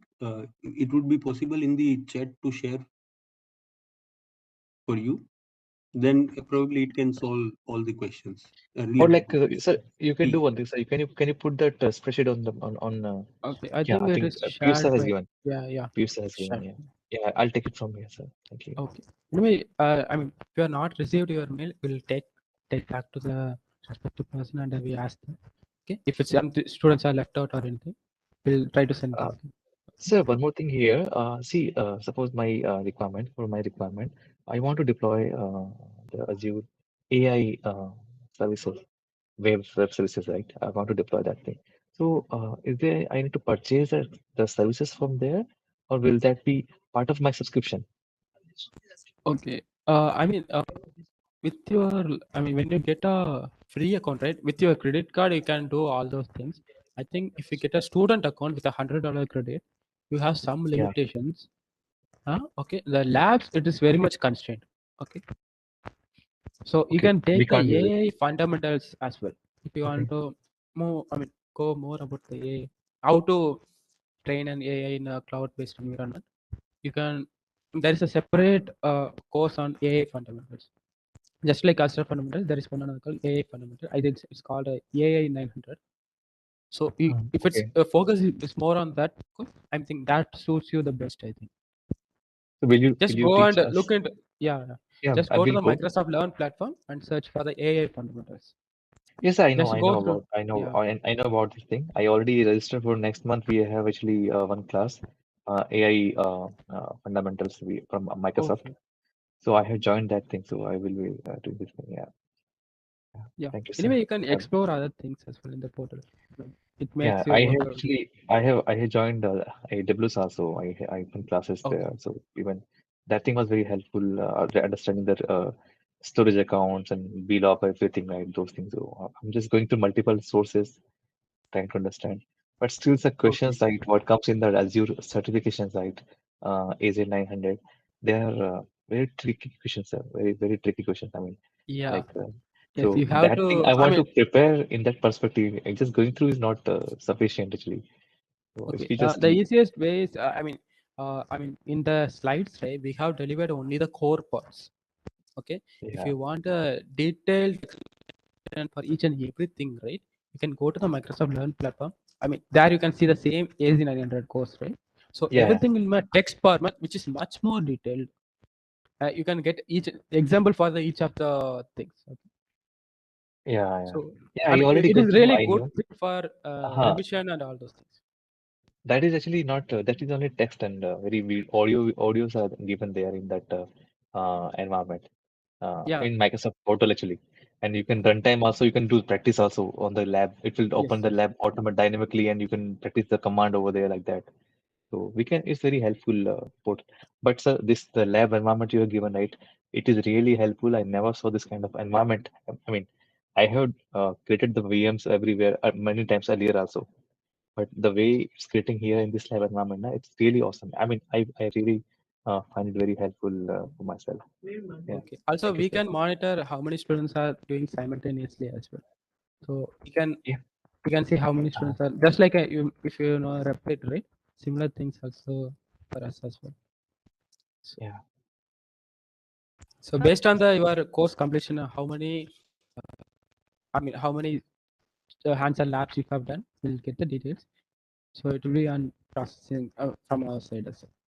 So only challenging lab is little taking Yes, time. yes. I mean, First thing is challenging taking as time. it's from the name, Uh, it's obvious, right? I mean, it is for your, more understanding. If you want to more work around, the hands-on labs are just an introduction. Okay, the challenging yeah. labs is the more core part if you want to be really good at it. Yeah, that's true, sir. But we are learning a lot of concept actually over there. Like just now you bought the Kubernetes everything right so Docker's everything so it's kind of a new thing so we have to read understand more about those things so otherwise Yeah. we just keep following the terminology keep following the steps we won't learn we can't relate okay how they are related in how suppose one server is there the server will store the storage account will store the containers like that container Yeah. will have the endpoints like that relations are if you just explain not now tomorrow or after that the way okay this is how the Okay. picture will be there so we can relate Okay. okay this is what we are doing in the lab Okay. otherwise we just keep following the steps only sir we won't Okay. I understand I those agree. things You need the fundamentals, right? I mean, it's not like a yeah Kubernetes or fluid anything. I mean You fluid need the diagram bare. You need the yeah basic fundamentals. I mean, just the yes operating system. How we are. I mean, okay I'm forget about the virtual machine. In just the yeah operating system, how we are hosting things first. yes sir how we are hosting things sir how it will be interacting when I do these things how it will be the flow will be go from here to there the region will Okay. come in the picture availability zone will come in the picture storage account will come in the picture those things sir if we just explain on that part so we can relate while doing the lab plan Yeah. thank you Sure. sir I mean, thank you sir if we get any some other time as well, I'll even if you want any specific session on those things, right? We can arrange those things as well. yeah better sir because I probably very soon I'll Yeah. be writing that Azure certification so that will be very helpful that's what I'm looking Yeah. forward With respect to the multiple components, the bare minimum you have to know is what are the things are possible. Even if you forget some names, it's totally fine. For the first time, you'll be forgetting all this. Just try out everything once. That's all. Just go to the building and run your VM for like a week and go to the building and see how much the cost was, how you are getting. How much it cost per week. See the analytics and go through. Then you will be like. Also, if you can get your Azure student account and get $100 credit as well. Okay. For that, with that you can run a VM for at least per month. You can get the basic VM and you can do all the analysis and host application, run a cron job and all those things. Actually, If I you already have consumed taken, my. if you have you taken the system commands course? No, not yet, sir. But Okay. I'm very aware. I'm aware of a little bit of Okay. Linux. I work on Unix also. So I Okay. know some commands, basic commands I can manage. I see. Okay. But Okay. sir, we are really Then looking it's forward fine. the more instead of theoretical, sir. We want more of a practical thing, the presentation thing. The relation of the entities. So we can like main thing we should understand all the steps, because what happens in the main exam, I know they ask 25%, 25% questions from the costing also, sir. The costing section, right? That is very important section, sir. They ask so many questions from there. Yeah. The way I put up the question, right? So yeah, it has to be very meaningful. Yeah. You'll be given the weightage of questions from which topics as well. The section. Yeah, You they have given, the, sir. yeah. Yeah, they given this thing. Anyway, sir, tomorrow's class is 9 o'clock, right? Morning, right? Yes, tomorrow's. Yeah, yeah. I'll try to Yeah, complete better the complete before that. all the. How much possible of the AZ 900, because once you get into deep 900, it takes a too long time. Okay, so you'll be spending your weekends on deep 900. No worries, sir. Yeah. Thank you, sir. Okay. Yeah. Others, if you want, you can do the labs simultaneously. Even if you have any doubts, you can come back here. So this workshop is until 9 o'clock. We'll be here till 9 o'clock. So the second key which you have provided, so we have to do the process by registering the second key from the starting of. Yes. You have to go to the link and register with the training key. Okay, so the first time we did from the training key, the same process we have to again Just for the like second. yesterday. Yeah. Okay, sir. Thank you. Okay. That is will be useful on tomorrow's session only. Okay. Today you can more focus on the AZ900 part. Okay. Because for most of the students it will be expiring on 10:30 today. Hi, So you excuse can. me. Yeah. I just had a question on how much knowledge we need to have about like bash commands and stuff. Like in the labs we did, configuring nginx and all the other stuff. Do we need a really deep knowledge on that topic or? No. Not too much of bash scripting and everything. That you have the AZ command, right? You have done the lab. The AZ command, that's the most useful thing you'll be doing on the command line interface. Okay. Okay. If you want to provision anything, you have to. Everything is coming under the AZ command. If you are dealing with the Azure cloud computing platform. Okay. But Okay. when it comes to your own system level things, you need to know some basic bash commands. That's it. Just move around. Work around the stuffs in Linux. That's the basic things you have to know. If you don't want to, generally you don't want to maintain all those hurdles about the system level things, right? Then you can go platform as a service. Okay. All right. Thanks. Yeah.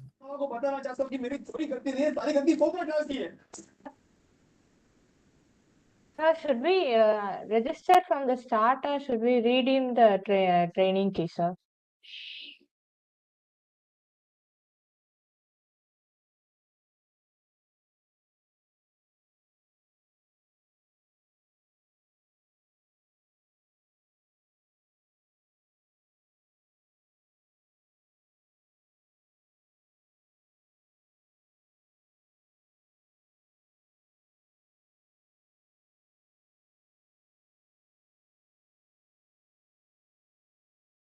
Sorry.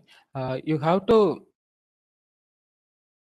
just go back to the same login. Okay. log in using the credential you have gave yesterday. Then you will be getting back to the AC900 course. For DP900 labs, you have to do the same process. Go to the register with training key. That you will be getting only the DP900 labs. After the link expires, sir, that like it will be expiring by 10:30 today, like that, or it is No, no, showing like if yeah, you no, sir. can If do anything. today I tried with register with the training key, but it is showing like sorry, the same email and username is used. Yes, It is I mean showing like because that. yesterday you have registered with the training key, right? Yes, sir. Today I So am trying with yeah, new training key. no, that is for the TP900 course. Okay, that is for the When should we tomorrow use that? workshop course. No, Tomorrow. use Oh, the go to the link, click on sign in, use the Microsoft account, right? You have given one. Then click on Microsoft, give the same username and password you have given yesterday. okay, sir. So the training kit given today is used for tomorrow. So we should not use now. Yes, yes. Only after the expiry date it will be active. Like that, sir. Yeah, it is accessible now only, but we can focus on AZ900 course because it will be expiring now, right? I mean, soon. Okay, sir. Okay, sir. Where can we find today's lab assignment? Because when I log in, I cannot see today's assignment. Okay. What are you able to see the course AZ900? Yeah, I have already completed yesterday ones, all of them. Okay, you have completed all the 4 hands-on labs. Yes, yes. Five. I mean, okay. Five. Five. Yes. Okay. Yeah, that's all we require. You can optionally go for the challenge labs as well. And for today? Yeah, today is you have to do the 5th lab. Okay, if you had done earlier, it's fine. Okay, so 5th lab was only for today, right? So Yes, I've already today done is it. only the 5th lab. Okay. Okay. So no more assignment. Thank you. Yeah, you can go for the challenge labs until you have time. Yeah, thank you. Can we leave now? I mean, for attendance, you have to be on. I think you have to be there. I think. Yeah, yeah. You can keep on the meet, and if I found any you require any needs for clarifying it out, come back and ask me. You can do the practice simultaneously. Excuse me, sir. Yes. Please, Lee Jones. Yeah. Yes, sir. So, I did like 4 of the 5 modules, right? The lab work, and except for module 3, the thing is, I tried creating. So we had to create a VM, right, through the terminal, right? So I tried creating that, and it shows that there is some invalid template, it's just throwing some error. Okay. While creating, you have to choose the options exactly as given on the right hand side, right? You have to choose a specific region and everything exactly as it is. If something is not given, you can go with the default. Even Yes, though you gave everything correctly, you're still facing the issue, then just you can restart the instance again. You have multiple attempts, right? I mean, everything is correct, still you are facing some issues, right?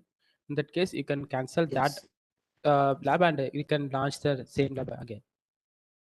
Yeah, yes, sir. So the thing is, like, they have not really given, like, so in the third lab work, they're just told to redo the thing, the creation. So the creation of the virtual machine was done in lab 2, Oh, and okay. That network access, right?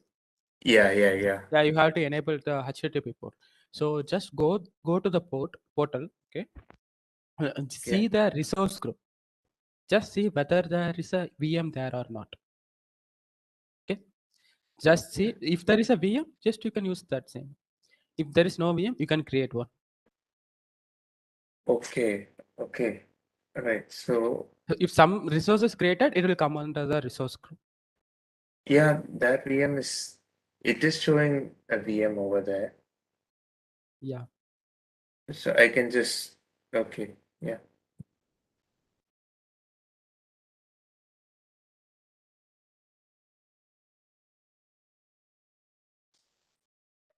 Sir, meanwhile, can I ask a small doubt? Yeah, please go ahead. Sir, I just wanted to know, will the challenge lab assignments be available till the end of the workshop, like till the end of 19? No, you have some expiration time, right?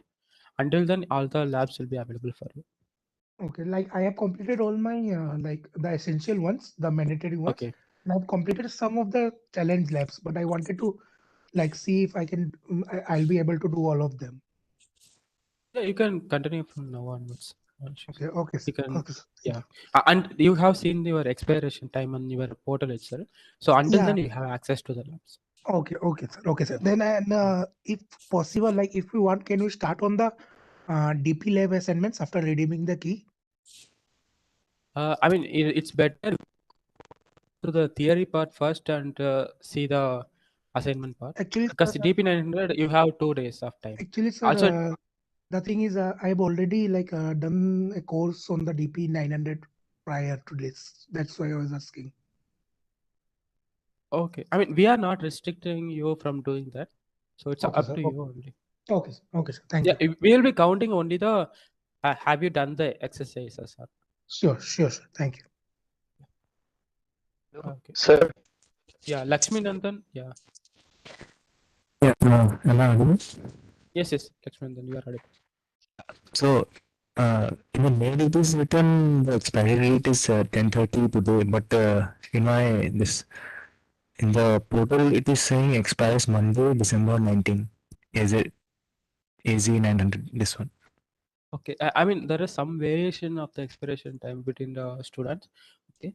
So you can follow the whatever showing on the dashboard.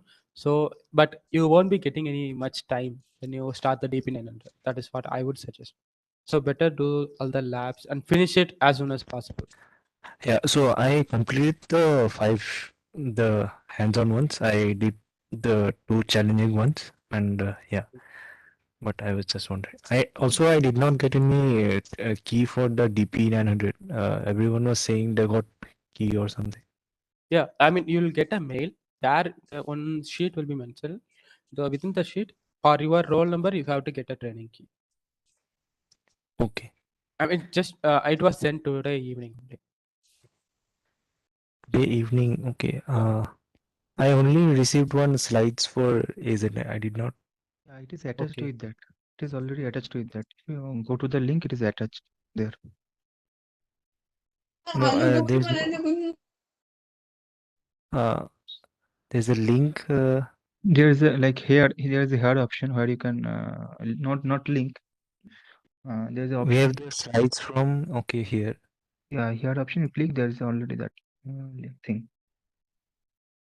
Okay, one in the morning there was no practice keys. Okay, now there is something called practice key. Yeah, the same spreadsheet is shared in the chat as well.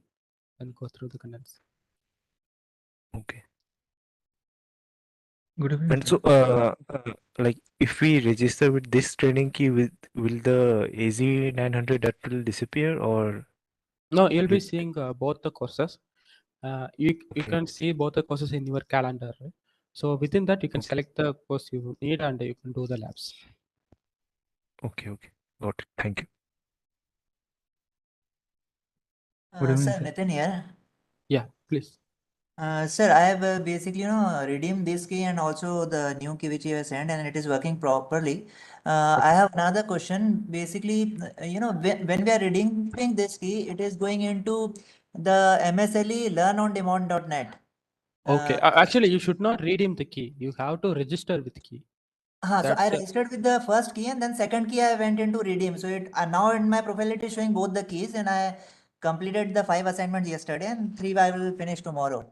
But the issue is when I'm going on to so this key is basically coming on the learnondemand.net. Yes, But yes. when I'm I going mean, to it will show Microsoft, your organization as a Microsoft Future Skill Initiative.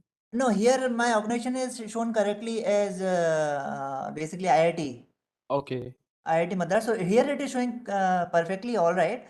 But when I go to Microsoft Learn platform and I log in over there, then Okay, Microsoft Learn platform, it's a totally separate thing. so it's not linked. Then I tried to basically get No, a student Microsoft status Learn over platform there. is totally independent things than the labs the keys we have provided, right? Those are same exercises, but those are independent of each other. But for exam, I have to go and register over there, right?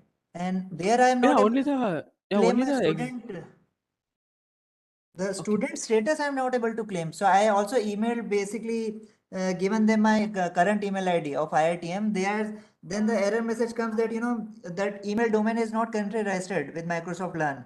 Okay, And Microsoft Learn, you can use your personal email as well, my personal Microsoft account as well. No, but then sir, how like, will I get the student yes, status and then Okay, when 100? yeah, when there is a slide shared in the Teams as well, how to yes, sir. get the I have So, tried with that, sir, but we tried like, with that, but it is not yes, sir, working. it's showing that the domain isn't registered. Like I have tried with that email ID when they are asking for the student verification. Then when I'm putting my email ID, then it is showing that your domain isn't registered with us. Okay, So does anybody here got register the student certification program? If anybody here, just unmute yourself and tell me. If everyone is facing the issue, we'll contact the Microsoft and we'll talk with them. We can explain the issue and everything. I think Nandini ma'am shared the. Yeah, is anybody was able to successfully register through the student certification program in Microsoft Learn platform? Okay, so issue is everyone is facing. Okay, definitely. Thanks for pointing it out. We'll talk to Microsoft support team and we'll try to clarify the issue. I mean, rectify the issue as soon as possible. Okay, thank you, sir. Okay, sir. Excuse me, sir. Yeah. Sir, is there any particular time frame to write this exam that is being sponsored by ITM? Or we It is. can write the exam at any time? I mean, it's up to you only. But there is a if you completed a certification before 25, yeah, there's a probability you'll be called for the given an opportunity to go to the Bangalore Microsoft event, developer Okay. conference. So other Yeah. than that, I can write or redeem this particular code which will be provided by Yeah, until the... still until you are a student of IIT, you can. Okay, until that time. Okay, okay. Yeah, Thank you you, sir. can. I mean, if you want to take it in a slow pace, right? You want to take Yes, only sir. one course now, and after completing this, you want to take it's on your pace. No issues. Okay, okay. Thank you, sir. Yeah, but you can take only the fundamentals course with the. I mean, with this offer. Yes, sir. Yes, sir. Okay. Will you share the process of how to register for all that certification and all? Yeah, it is shared in the Microsoft Teams.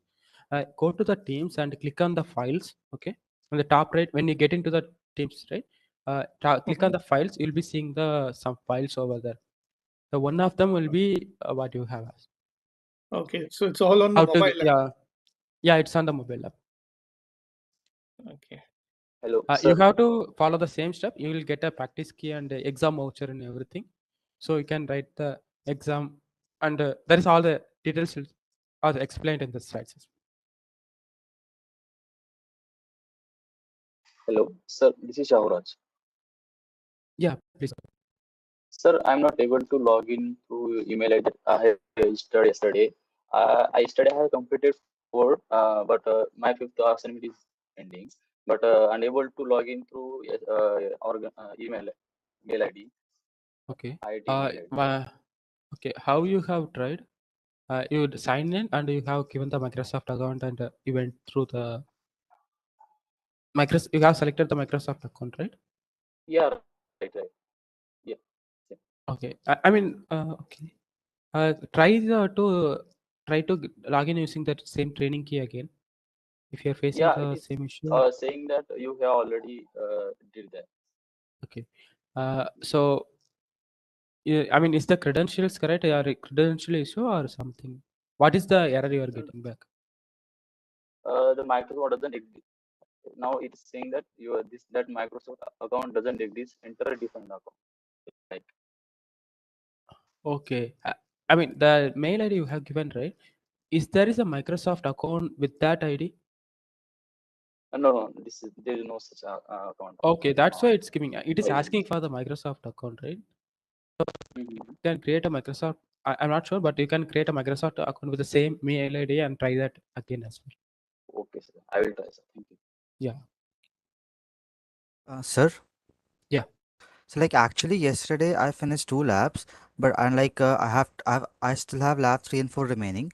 So like how much time do I have to finish those labs?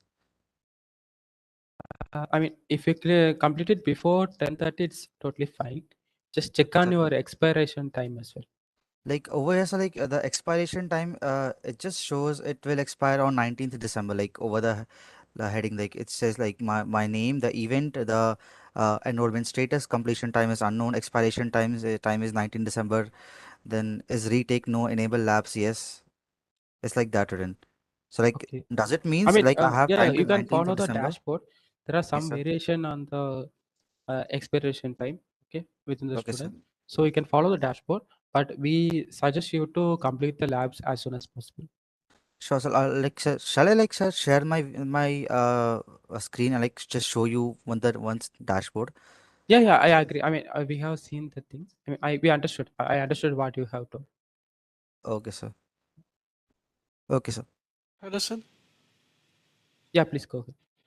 Yeah, so if I understand correctly, there are only one key for AZ 900 course, right? Yes. Okay. And the second key is for the DP 900. Yes, that is for tomorrow's session. Okay, so by today 10:30, I have to complete AZ 900 course, right? Yes. Those are like a very easy exercises only compared to tomorrow workshops. Okay, we have to complete the first 5 hands-on labs. Okay. Okay. Then you can, if you have more time, go to the challenge labs as well and do that as well. Great. Sir, till yesterday there was only Thank you. one. There was only one training key. Has the training key sheet updated? You would have received a new email. Okay. Okay, sir. There's one sheet is attached there. There you have to find the training key for your email ID. Okay, sir. That is be used for your tomorrow workshop session. Okay, sir. Thank you, sir. And sir, one more question. Like, if we do all these at labs now, and we want to attend, we want to get the certificate as given by IITM support after 25, can we do that for the fundamentals only? I mean, you can do whenever you need, as long as you can do the Microsoft certification. As long as we are student of IITM, thus we can do anytime. Yes. Okay, sir. Thank you, sir. Sir, Sir, just one one question here, more. sir. Hello? Yeah. Sir, I'm in queue, sir. Sorry. Sir, Yeah. I'm not asking why to use cloud. I'm just asking if my goal is limited to use some application, some services that is also offered by some service provider like GoDaddy or Big Rock, then why to go with cloud service provider like Azure that require lots of technical knowledge? Okay. The thing is, the easiest answer I would say is scalability. I mean, in future, if you want to do something immediately, right? Yes. There is the cloud comes in. I mean, you have everything is clear. I mean, your future path is clear. This is what you are going to do. It is not going to scale up much immediately. Then you can go with whatever you have existing thing. When sir, you are saying that if I host a website Yeah. using some service provider like GoDaddy, then scalability may be a problem there. Yes. I mean, it depends on the AI service as well. Okay? So I'm not saying I'm going for the dynamic things. Okay, not a static side. So if some database is involved, some backend operation involved, so you have more control in the cloud environment, like major cloud providers, or you can go for a VM in that case. Okay. In VM, in the sense, I'm telling VM because of the flexibility. Of course, it's a limited things, and you'll be getting different features on different services. Sir, here what do you mean by VM? Virtual machine means there is a host operating system, and on the host operating system we install another operating system as guest operating system. So Uh, that guest operating system is called virtual machine. Is that the case here also? Okay. Actually, the VM provisioned by the generally the cloud providers, right? It is not over the host operating system. That will be I mean, you can use the any Windows or Mac or anything. Within that, you have a software emulator that creates a virtual machine, right? But in an actual cloud environment, it is not the case. There is The operating system itself, I mean, it's like a specifically designed to create a virtual machines. It is not a software which creates the virtual machines. The operating system itself, like that. So the term that we heard locally Yeah, to those are install called, the generally called hypervisors. hypervisor. Yeah. Okay, sir. Thank Sir, you. I tried login using my personal email ID. Now it Okay. is working, and I reading those studies keys, and it is showing assignments. I have completed 4 assignments, but it is not showing that completed. Okay. It came. It went as a new account, I think. Yeah, right, sir. So shall I complete fifth assignment and mention? I will mention in a mail to support team. I have completed first 4 assignment using IIT email ID and fifth one using personal email ID. Will Okay. they? Are you not able to create a Microsoft account with it? Not using IIT email ID. Not able to sign in or Okay. create account. Okay. But it worked with personal email ID. Okay. I mean, okay. Fine. Can I Sir, intervene Uday and here. answer the query? Sorry.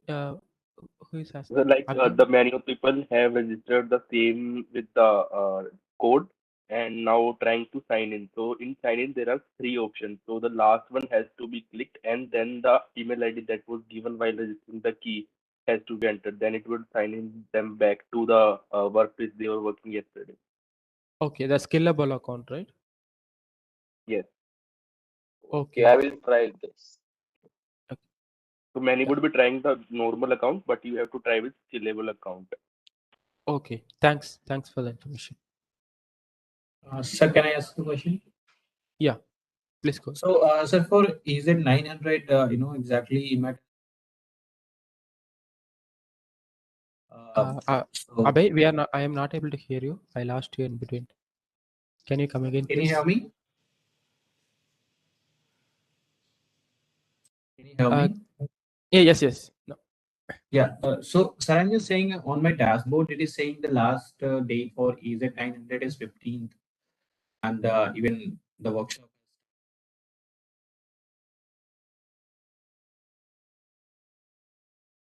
Sorry, I lost you, Abhay. What you have saying is your expiration date is 15 yesterday. That is Yeah, what you are yeah, saying, right? yeah. Yes, Okay. yes. Are you not able to access the labs now? Sir, I access the lab even for today. I can access the lab I completed today. But Okay. just if I'm going to the my dashboard and if I'm looking that one, so it's it is saying Okay. past due. Even I've Okay. completed that one, so that's what I'm saying it. Okay. Okay. We'll consider those. Okay. We'll look into that as well. Thanks. Okay, and for sir, whatever just the new training key you have just provided, so we Yeah, have that to is for redeem tomorrow. that one. Yeah, Yes, we you have to have redeem to that. log in using the training key. Okay, don't log into the your account and redeem the key. Just register with the training key. There is a second option So next to the sign in. Then yeah, only so I your name will comes as a Indian Institute of Technology Madras. So then whoever having the organization name was IIT Madras, right? There yeah. is that data only available for the institution. Okay, so but exactly whenever just if I'm going to register with the key, then it will I have to put everything is new, like the date and all these things, the name and email and everything we have to Yes, put it yesterday new. what you have done, right? You have to do Yeah, it the same again. process we have to do again. Yes, yes. Go and click on the register with the training key. So we have to make a new account for that. No, no, It's not. I haven't tried on the second key. no, no. The Just thing is, in go. scalable account, we have entered the yesterday's key. Now there is a Yeah, new menu, redeem training key. In that, you need to add the new key. Then yeah, you yeah, will that's why start I've done showing the two already. process. Yes, yes, it's not Yeah. showing, and in that So, one there is like 3 labs are there, right? yeah. So DP900 is for tomorrow. AZ900 we have to complete it by today 10:30. Yeah, today was it is completed, and in this one the date is showing like 17th Yeah, December that is for the confusion DP. part. Yeah, yeah, yeah, yeah, yeah. So like tomorrow, how we can complete that even we have not done that No, as no. See, approximately. DP900 is 18 December. and No, AZ900 in is my one 17 it December. is no. In my it is showing 17 December. Refresh it. Let me refresh it again. Yeah. It is changed. It is just changed. No, for me it's not changed. Oh, yeah. Means It's for like me it it is is showing for started. AZ900 it is showing 17 December, and DP900 it is showing December 18th. No, in my it is started from 14 December from 8 a.m. and it is ending Saturday 17 December. Yes, Abhay. Hello. So, like what you can do, you can try out the lab. We'll get into that issue. We'll check that issue. Yeah. A few students are getting 17 December as a deadline, right? And for that, sir, AZ900, what I have to do? Like For AZ900, you can submit it. Yeah, today. already I have submitted that. Okay, Already I've that done. is fine then. Yeah, no issue. I think we'll get And a confirmation. Yeah. and for about the And signing sir, in like in one thing the for schedule Teams, account. yeah, okay, good. For Teams, should we use personal email or the means this IITM email is not at all working? You can use the personal email. No Yeah, Personal personal. email. Okay. Excuse sir. Actually, sir, these people actually have to first fill that Google form. Okay. Once they fill the Google form, their email ID will be registered over there in the Microsoft. When next time after 5-10 minutes, right? So you will get a mail actually. After receiving mail, when you try to log in, your email ID will work over there. Otherwise, nothing will work. Remember. Oh. So you have to fill the G form. I think you haven't filled the G form, right? G No, form Google no. for the Communities. Teams is Yeah, no. Yeah, it has to be filled, sir. So that your email ID will be registered over there. That's how actually I also faced the problem. But when I filled the G form, I was able to log in with So my I have to yeah. enter the IITM email ID into that G form, right? Yes, exact. No, with IIT email only, you have to fill the form. Okay, they will can ask you. you share like the G form here, like if it is possible? Yeah, yesterday I already my submission already done, right? My G No, form is I'm already asking filled, about right? the Z form, like on which date it is sent. Can you see that? Yeah, very first day. No, where you have that all the things, right? The link, Yeah. the meeting URL, everything, right? Let me see Yes. if I have. Let me find. Let me Yeah, find for I you. get it that form. So in that Yeah. one, I just fill the email that I have Yeah. registered. The Teams one. Yes. Yes. That I Yes. have to Yes. put or Try to use IIT email ID only. Okay. Yes. but this one is already I have filled, and in that one I have filled my personal email ID. I use my IIT email ID. Yeah, I think this email came on Monday actually, Yes. 6:49. Okay, so Yeah. that thing better use this thing. So they will register. See, they mentioned how to register. Okay, so once use So this I thing have G like form. just given in that G form I filled my personal mail ID. So what I can do in that case? So I just for the scalable account I have to fill my personal email ID. You can use personal also. No worry. There's no issue. They will register whatever you fill from this thing. So it will be registered over there. Yeah. I think Yes, sir. that will You work. can try it. You can try it out first. Try joining the teams using your personal or IIT email ID, or then you can fill the form. You Yeah. can Better try to use the you need IIT to only download. actually. Exactly, just in that form, I fill my personal, and in the G form only I can fill once. So that's a main issue. Hello, No, sir. I think you can use multiple things here. No issue. Just a link, right? So you can submit multiple applications, multiple email ID. You can submit. Open 2 instances over there. Okay, so they will ask you which account you want to use, So you can mention your Yeah. account over there. Okay. Let me try that. Hello, sir. Yeah, Sakib. Excuse me, sir. I had filled up the G form. I even got the QR code yesterday. But whenever I'm trying to join that, it's showing that communities is gonna come soon or something like that. Is it an iOS thing? Because No. from the today's link as well, I couldn't like join the community. The Teams community is available on the both Android and iOS platform. Yes, sir, but You I'm have to not download it first. like I had filled the G form. I even got the QR code. Even today, I got this link which was sent by IITM, but I am not able to join. Have you So, downloaded the Teams app? yes, sir. I have downloaded and I have registered from IITM email itself. Still, I am not Okay. able to join the community. Okay. Yeah, we'll take it from you. Okay, it is for iOS devices. Okay. Is it? Yeah. Sir, I have a question regarding deployment, sir. Okay. One. And Sir, sir, I Yeah, have one Vedanshi. more doubt. Yeah, yeah, Yeah, please go ahead, sir. yeah. Please go ahead.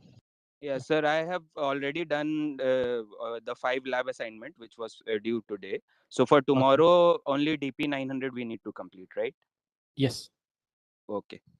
So Thank you, we sir. can redeem the training key, right? Because after redeeming the training key, my status shows updated that I have Yes. completed my 5 assignment. But sir, if I do not redeem the training key, it shows that I have not means the tick mark sign doesn't appear. Yes. So sir, we have to redeem training key, right?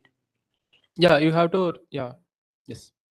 Okay, sir. Okay, thank you, sir. Sir, can you please tell me the deployment center and deployment slot? That thing? Availability zones and all those things. No, No. deployment slot and the deployment center, where we have to Okay. bring up the application, right? We have to live the application, isn't it? From staging to production. So there we are using this terminology. We are using the swap also. I'm not sure what is the meaning of swap here. Is it Swap is like I mean, like a virtual RAM kind of thing. It's not a virtual RAM. In general, no, RAM is a set. You are no, referring to sir. the. No. I think as I understood this thing, so we are moving from your development environment to the production, okay? Okay. Your repository, right? Okay. So from your dev to production, we use the swap thing, sir.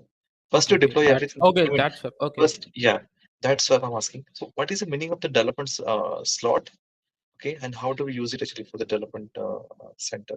How they are related to that? Okay. Actually, for this question, I'm not even know the answer. I mean, Actually, this is part of the challenging question, right? The challenging set is yeah. there, right? So it has to be This. done in that thing. Okay. Yeah, we'll try to get back to you on it. In Alright. teams are like that. Yeah. Excuse me, sir. Yeah. Can I ask? Yeah. Please go ahead. Sir, my organization is showing Microsoft Future Skills Initiative. Yes. Yeah, because I think you have signed in using your Microsoft account and then you redeem the key. You have to start with register with training key. No, but now when I do that, it shows already you have done emailed. Okay. I mean, You if have, okay. I Okay. can't change it now. Okay. Okay, I get it. We'll try to do something from our side. Okay. I mean, many students. I mean, some students are facing the similar issue. Okay. We'll try Okay. to do something from our side as well. Okay. Thank you. Yeah. Sir, Yes. Please go can ahead. okay, I'm doing the 5th lab assignment. Okay. I'm not able to edit the log. Okay. The resource lock, right? Container. Okay, you have to go to the container and you have the option for that. I mean, delete and read only options. Are you not able to get that? Yeah, under the settings, it's a logs, but I'm not able to select that. Okay, have you created the storage account first on that? Yeah. Okay. I mean, if you have done everything correctly and still you are not able to do, I mean, something is not working or like that, right? Just restart the Because instance. Yeah. in log I name mean, and most probably before name, I'm not able to just select check. the. Yeah. Check from your side. Have you done everything correctly? Yeah. I had the same problem. Just try to refresh it. Sir, Hello, sir. It takes a lot of time. Same thing happening. I excuse me, mean, sir. sometimes the provisioning of resources will take some time. So for that, you have to wait for some time, and you will in the Azure portal, right? You have a notification option. When some resources are provisioned, you can do the things as well. Excuse me, sir. Hello, sir. Yes, yeah. Please go ahead. Sir, when I'm on my dashboard, there is active class of introduction to cloud computing using Azure AZ 900. Okay. Sir, it is mentioned the date has been due, past due, and I have attempted all my lab and Okay, if you are able to attend the labs, it's fine. We have no one another person also came up with the same thing. We'll note it down. We'll do something from our side as well. Okay. thank you. Yeah. Sir, when I'm on my dashboard, there is active class of introduction to cloud computing using Azure AZ 900. Okay. Sir, it is mentioned the date has been due, past due, and I have attempted all my lab and Okay. Yeah, Himanshu.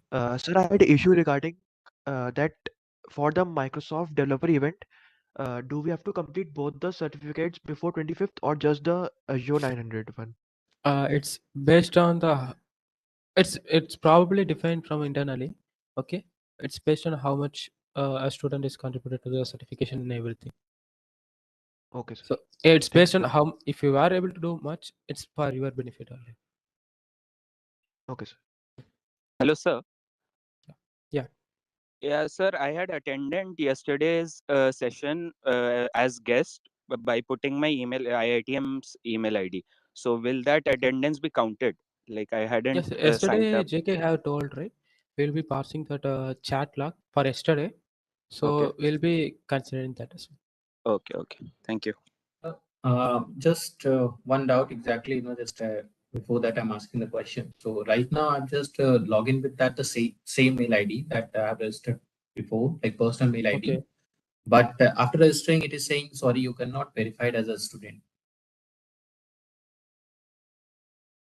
Okay. Before that, it is saying like, that domain can't find it, something like that. But right now it is saying that you could not be verified as a student. Okay, it is for the certification, right? Yeah. Okay. Yeah. Anyway, we'll take this down. Okay. We have some. Many people students have reported the issue with the domain verification and everything. So we'll talk with the support team of Microsoft. Okay, Microsoft support. Okay. Okay. Thank you. Thank you. Yeah. Hello, sir. Yeah. Sir, I'm yet to receive any email on today's training key so Now far. today's training key is yesterday's training key only. Tomorrow's training key is the TB900 course. You most probably if We you will got it receive. on mail and I didn't receive received. mail so far. No email received on training key. Only the yesterday's key I have. No emails further on that. Okay. Anyway, we'll take it down. Okay. We'll proceed from Okay, our okay. side. We'll check it from our side as well. Okay, fine. Thank you.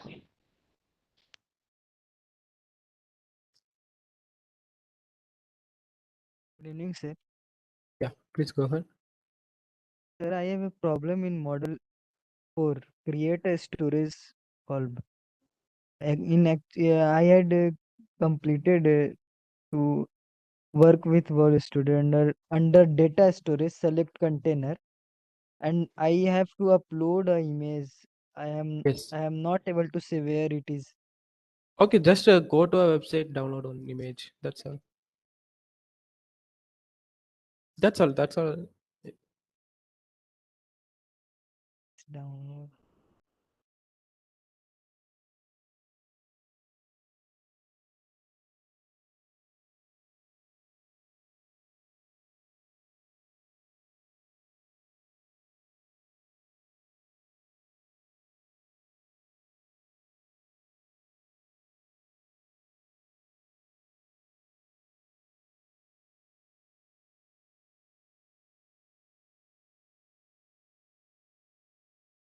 Sir, Yeah. sir, due to health reasons, I could not attend the yesterday's session. It was on live stream only. I completed Oh, okay. You want the attendance, all right? my sir. Okay. I will see. There is 90% attendance mandatory. Okay. So, so the assignments do not count. I mean, I would not get. I'm not eligible for the certification exam. Isn't it, No, sir? no, no. You can always eligible for the certification exam. I mean, certification is cannot no way preventing you for the certification. You can always register in Microsoft Learn platform using your student credentials. Okay, so Sir? you can take all the fundamentals course via as a student. There are some issue involved in it. We will be talking to Microsoft support team. Okay, later. Yes, sir. Thank you, sir. Yeah, but it won't prevent you from taking the exam. Okay. Yes, sir. Thank you, sir. Okay. So yesterday, how the attendance will be calculated, sir? I didn't see any messages in the chat. Okay. I mean, we'll be going. Okay, the chat is a extra thing. If you have logged in using your unintegrated mail, if you given your mail, that will be So I recorded. joined as a Also, guest. Yeah, even when you join as a guest, it asks for your email ID, right? Yeah, yeah, yeah. Name and email ID. We Yes, sir. can track those things and we'll get off it. Okay. Thank you, Also, we thank you. can track your how much time you have there. So yeah. Yeah, I done the full session. Okay. Sir, Okay. If there are any operational doubts, you can ask that on the Teams as well. Okay. sir, I missed the yesterday's session. So is it possible that I can complete the mandatory attendance criteria? I mean, we will see on that. Okay. But Okay. it won't prevent you from taking the certification exam or anything. So you can always apply through the Microsoft Learn platform for certifications. Yes, sir. As a student Actually, certification. I am doing my assignments also. I'll complete it. But only thing is that I missed the yesterday's class. Okay. Okay. We'll see what can we do from our end. Okay. Okay, sir. We'll have an internal discussion and Okay, we'll sir. I'll get this thing to them. Okay. Okay, sir. Thank you, sir. Okay. So all the labs I attended with my personal. Now I'm trying to do it with the IBM. So I have to do everything. Okay. If you are logging with the training key, right? Then your organization will show us a IIT Madras. Okay. See, if organization name is IIT Madras, it is totally fine. We can track your data. Okay, I'll log in again and see. Yeah, you better you give the exactly same name, so it will be easy for us. Okay. Okay. Is there any way that we get to know our lab is correct or not? Because it is showing end all the time. If we are doing, it is showing end and that's complete. Okay, I mean it is from your understanding only. Also, that is something is not possible if you give the wrong input as well. So if the expected thing is achieved, then you did the lab well. Okay, Also, sir. you have to mark your completion on the check marks as well. Sir, that is happening automatically. Yeah. Check marks. Thank you, sir. Sir, I wanted to ask that in the G form, I entered my student ID, but when I tried to like sign in using it for the lab thing, it asks for the training key. I entered the training key, but I wasn't able to proceed with the further instructions with my student ID. So I had to use my personal Gmail account for the same. So will it? It's fine. I mean, if your organization is showing as a IIT Madras, then it's totally fine. We are able to get your data. Sir, If but it's not how can I showing, find out like if it is showing IIT Madras? Like it didn't ask for anything. No, it won't be asking for your organization name. If you go to your dashboard, right, you'll see the Hmm. organization name there. Okay. Okay? so If you use the training key we provided, and if you click the register with training key, it automatically the item address will come as an organization. You don't need to Yes. give it explicitly. Yes, sir. I used the trading key. I'll check and let you know. if it Sir, is I not, have also used the training key, but it's not showing me the same. I mean, it's showing other than IIT. Okay. Some if you have logged in using your Microsoft account first and then you read in the it will show as a Microsoft student future skills initiative. Yeah, Okay. that's only it is Yeah. showing. You have to register with training key option. Then only it will show up. Okay. No, sir, I have We registered have with seen some training key students. only, Yeah, we have seen but it is some students showing with these that. cases. So we'll see what we can do from our side. Okay. Okay, sir. Hi, sir. I haven't received the training key for DP 900. So if it's Okay. No. possible No. to. Yeah. No issues. We'll be sending that. Okay. We'll Yeah. be following Also, up I on that. completed all my 5 labs yesterday. So do I have to redo it today or is that No, fine? not required. Not required. That's enough. Thank you. Okay. Sir, one thing, this Azure the load balancer, is it different than that data manager? Azure traffic manager, I mean data traffic manager. Is it different or both are same? I think yeah, it's different. I think. Yeah. Yeah, even I'm not. Yeah, I don't know exactly how different. Okay. Something is load bal. Yeah, it's different. I think. Yeah, I don't know what exactly. Yeah, I think you can Okay. ask something on the, another forum also. You can ask for. I think some community for the Microsoft Azure will be there, and I think you will be getting the better answer there. No, it's okay. It's okay. Just for that Yeah. thing. Yeah. No worries. Thank you. Sure. Okay, I think we have reached a lot of time. I think so. If you have any more operational doubts, you can ask it on the Google. I mean the Microsoft Teams. If you have any conceptual doubts, you can ask it here. We'll be winding up this workshop now.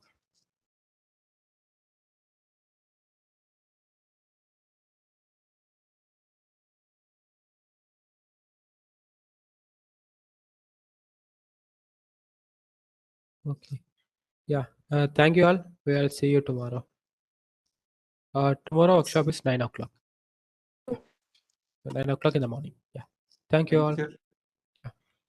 Thank you, sir.